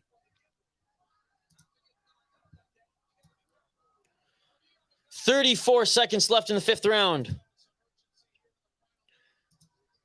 Yeah, it's not going to happen. 25 seconds on the clock. It's not happening. He has to enter the USADA testing pool for 6 months. And RDA going for a takedown here in the full guard of Luque. 19 seconds left on the clock. Boxing after going to be a good night.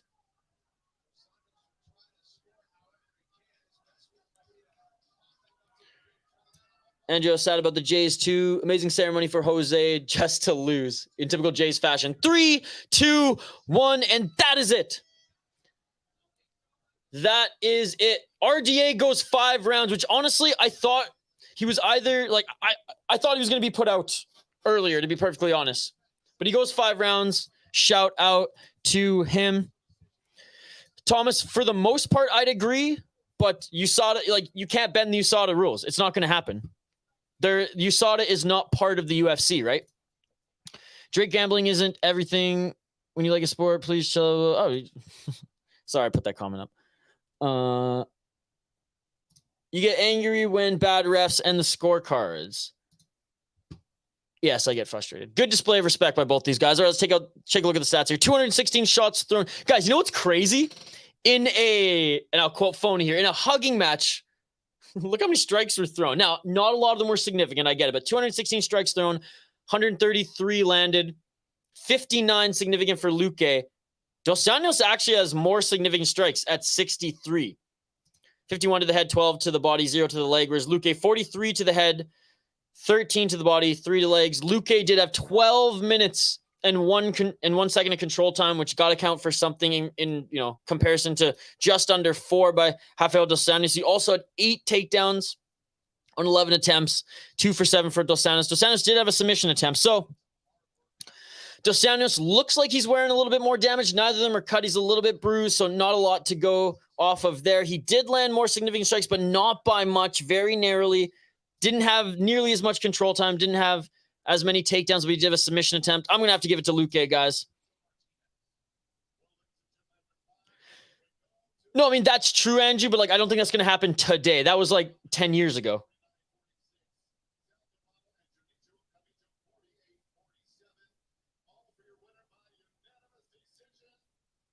No, fair enough. You guys fight your battles in the live chat. I'm just trying to refrain myself from putting any of those comments on screen because it doesn't matter. Vicente Luque wins unanimous decision. It was the right decision. All right, listening in. Luque 2-3-4, RDA 1-5. Yep. I agree with that. Shout out to Luque, man. Good job for him. I was concerned about his health. I'm not gonna lie, I really was, and it's good to see that he's back. Dos Santos is no joke. Conor won't fight again. If he does, he will never be the same. He's a celebrity now. He won't beat a top 20 in my opinion. Yeah, my hot take, which is getting cooler and cooler every day now, it seems, is he's never gonna fight again. Hakeem lost, talking from home.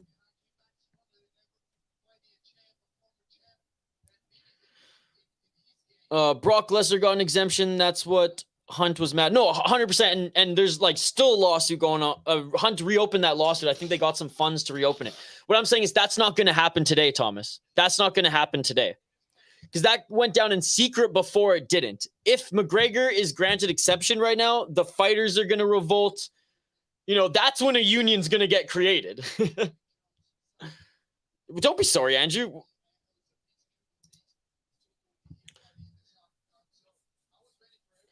Dang it, but it's fine because I'll get my prediction right on one day, Isha. Yes, you will. We're still listening into Luque's interview here, guys.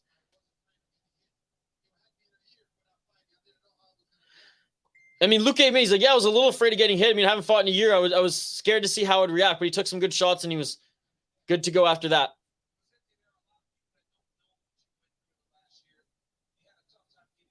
Dude, I will say DC is good at interviewing guys in the cage.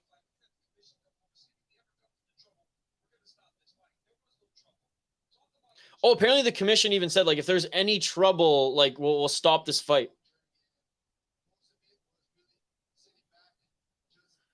So Luque's saying it's a long journey.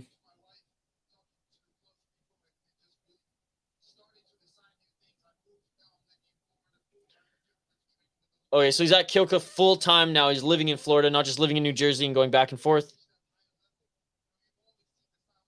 Or Brazil. I don't know where he lives now.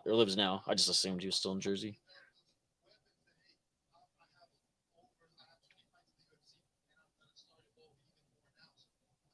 No, I'm glad he's healthy. I hope to see him make a run, man, because, like, Luque's such... I mean, and Dos Santos, I mean, everyone's a fan of him, too, but, like, like I said, closer to the end of his career, whereas Luque, like, he should be in his prime right now, right? But he's faced a lot of health issues. Back in the win column, though.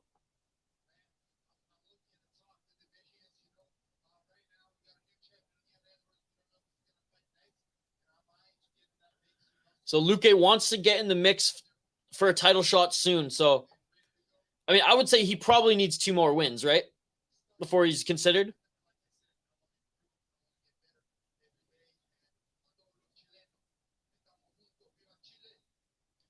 Chilean and Brazilian. Let's go. No, good win by Luque. Good win by Luque. Not the best main card, but oh boy, did the prelims deliver, guys. Oh boy, did the prelims deliver. Yeah, I want to give a big shout out to everybody who joined us live here on the City Light Project YouTube channel. I know originally we were going to do some top rank boxing. I think I'm going to call it here tonight. I got to make some food. If boxing's still on after that, then we'll fire that up. But tomorrow we are going to stream Inca FC, ladies and gentlemen. Very excited for that. And I know boxing, it's coming up right now, guys. It's coming up right now. Originally, I thought I'd have more gas left in the tank to stream it. Maybe we'll, pop in and stream the main event or something like that. But right now, I think I got to sign off. I want to say again, a big thank you to everybody in the live chat here today. You all are amazing. I appreciate every single one of you. If you haven't already, smash that like button one more time. We have another stream tomorrow, Inca FC, ladies and gentlemen. Very excited to stream that promotion coming out of Peru. Tuesday, Ultimate Fighter and Dana White's Contender Series. We will be streaming that. Monday, members stream. We'll stream our UFC what are we at now? 292 predictions video later this week as well. I'm going to be jumping on Mr. Grant Gregory's YouTube channel for a prediction on that, and we will have regular content drop every single day throughout the weekday. Exclusive members will get the Canonis interview 2 days before everybody else. It's almost done, guys. Just haven't had enough time to finish editing the whole product, but you guys will get it hopefully Monday, which will mean we can drop it on Wednesday or Thursday. But again, thank you on the live chat. You all are amazing. Big shout out again to Brando for the $10. Seriously, man. Thank you so much. Words can't describe how much I appreciate you both just joining the live chat pretty much every day, but also donating. Comment of the night. Oh, sorry, Gino, if you're still here, the 7 straight finishes on the prelims, buddy. That's the biggest highlight of the night. Charles Barkley with comment of the night. Rumor has a dog has switched from 8 meals a day to 7, so he's motivated. Comment of the night goes to Charles Barkley. Peace out. He's a great stream. Appreciate you, Charles. Appreciate you. Thank you, Jaden, for joining. Thank you, Drake. Thank you, Brandor. Thank you, Thomas. Thanks to all the exclusive members, Herbo, Shane, Benjamin, Mateo, Andrew. You know, we'll just keep scrolling. Screw it. Boya UFC, thank you so much for joining. Phony Turkson, as always, brother, thank you so much for joining every single stream and showing the support on the channel.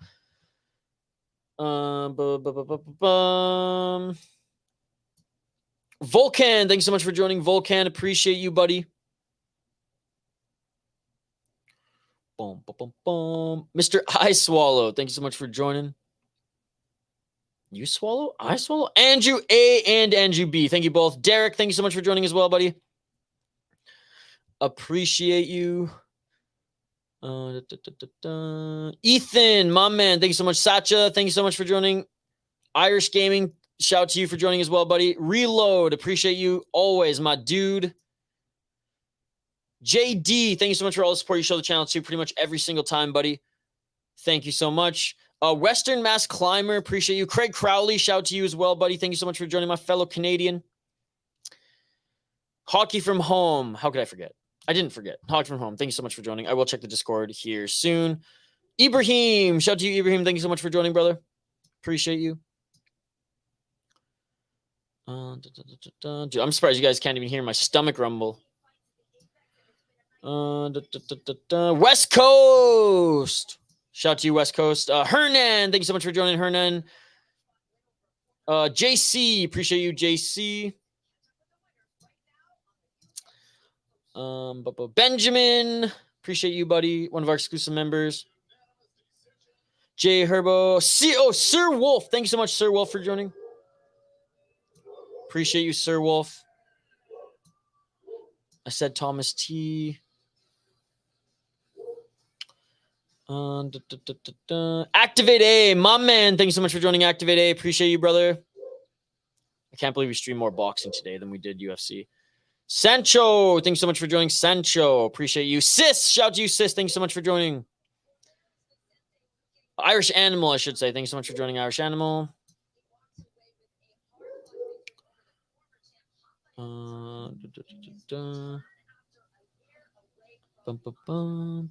Who else joined us here? I think that was it, guys. I think that was it. Yeah, that was it. Shout out to everyone who joined us here tonight. Appreciate you. Riga Army, let's go. Oh, dude, shout out to Rigo, dude. Rigo's my boy. Rigo's awesome. He makes some of the best MMA content on YouTube, at least some of the funniest MMA content on YouTube. Let's get Rigo to 10,000 subs. Shout out to Funkmaster Flay as well. Appreciate you, buddy. Thanks all you guys. Seriously, you guys are all amazing. Funkmaster, I will jump back on if I can, but dude, like, I've gone 12 hours without eating. I'm fading. I gotta eat. Again, shout out to Rigo for sending some of his subs here as well. Guys, go subscribe to Rigo if you haven't already. Let's get that mop to 10,000 subscribers by the end of this weekend. What fight was your favorite fight on the UFC card today? The Roundtree one was awesome, but I don't know if it was my favorite one. Pretty much all, like every fight on the prelim, I tip my cap to you. Don't forget to let the dog in. The dog is in. She's just barking away. No, I didn't forget you, Hog from home. Nice stream. Gonna watch some Brave combat. Yeah, there's Brave. There's top rank boxing. There's so much MMA here, guys. I did not forget you, Hockey from home. I don't know what you're saying. I did not forget you. I'm gonna fire up Brave on one screen and top rank boxing on the other as I cook some dinner. Gonna make some chicken, broccoli. I got some rice with a little saffron and raisins. Maybe I'll sprinkle some like pumpkin seeds on that shit as well. Oh, stay up means like be good. Oh, I read it literally like stay up for more MMA. I will stay up, my dude. Thank you so much. Final shout out to Hockey from home. See you guys tomorrow. Inca FC. Check the schedule for the start time, but it is live on YouTube. Like and subscribe. You all are amazing. I appreciate you all. Have a great night, and I will see you tomorrow. You guys are amazing. Have a great rest of your evening. Brave FC, top rank boxing. So much mixed martial arts still out there, ladies and gentlemen. Check out the videos we post on the channel if you haven't already, and I will see you tomorrow. Peace. Yeah.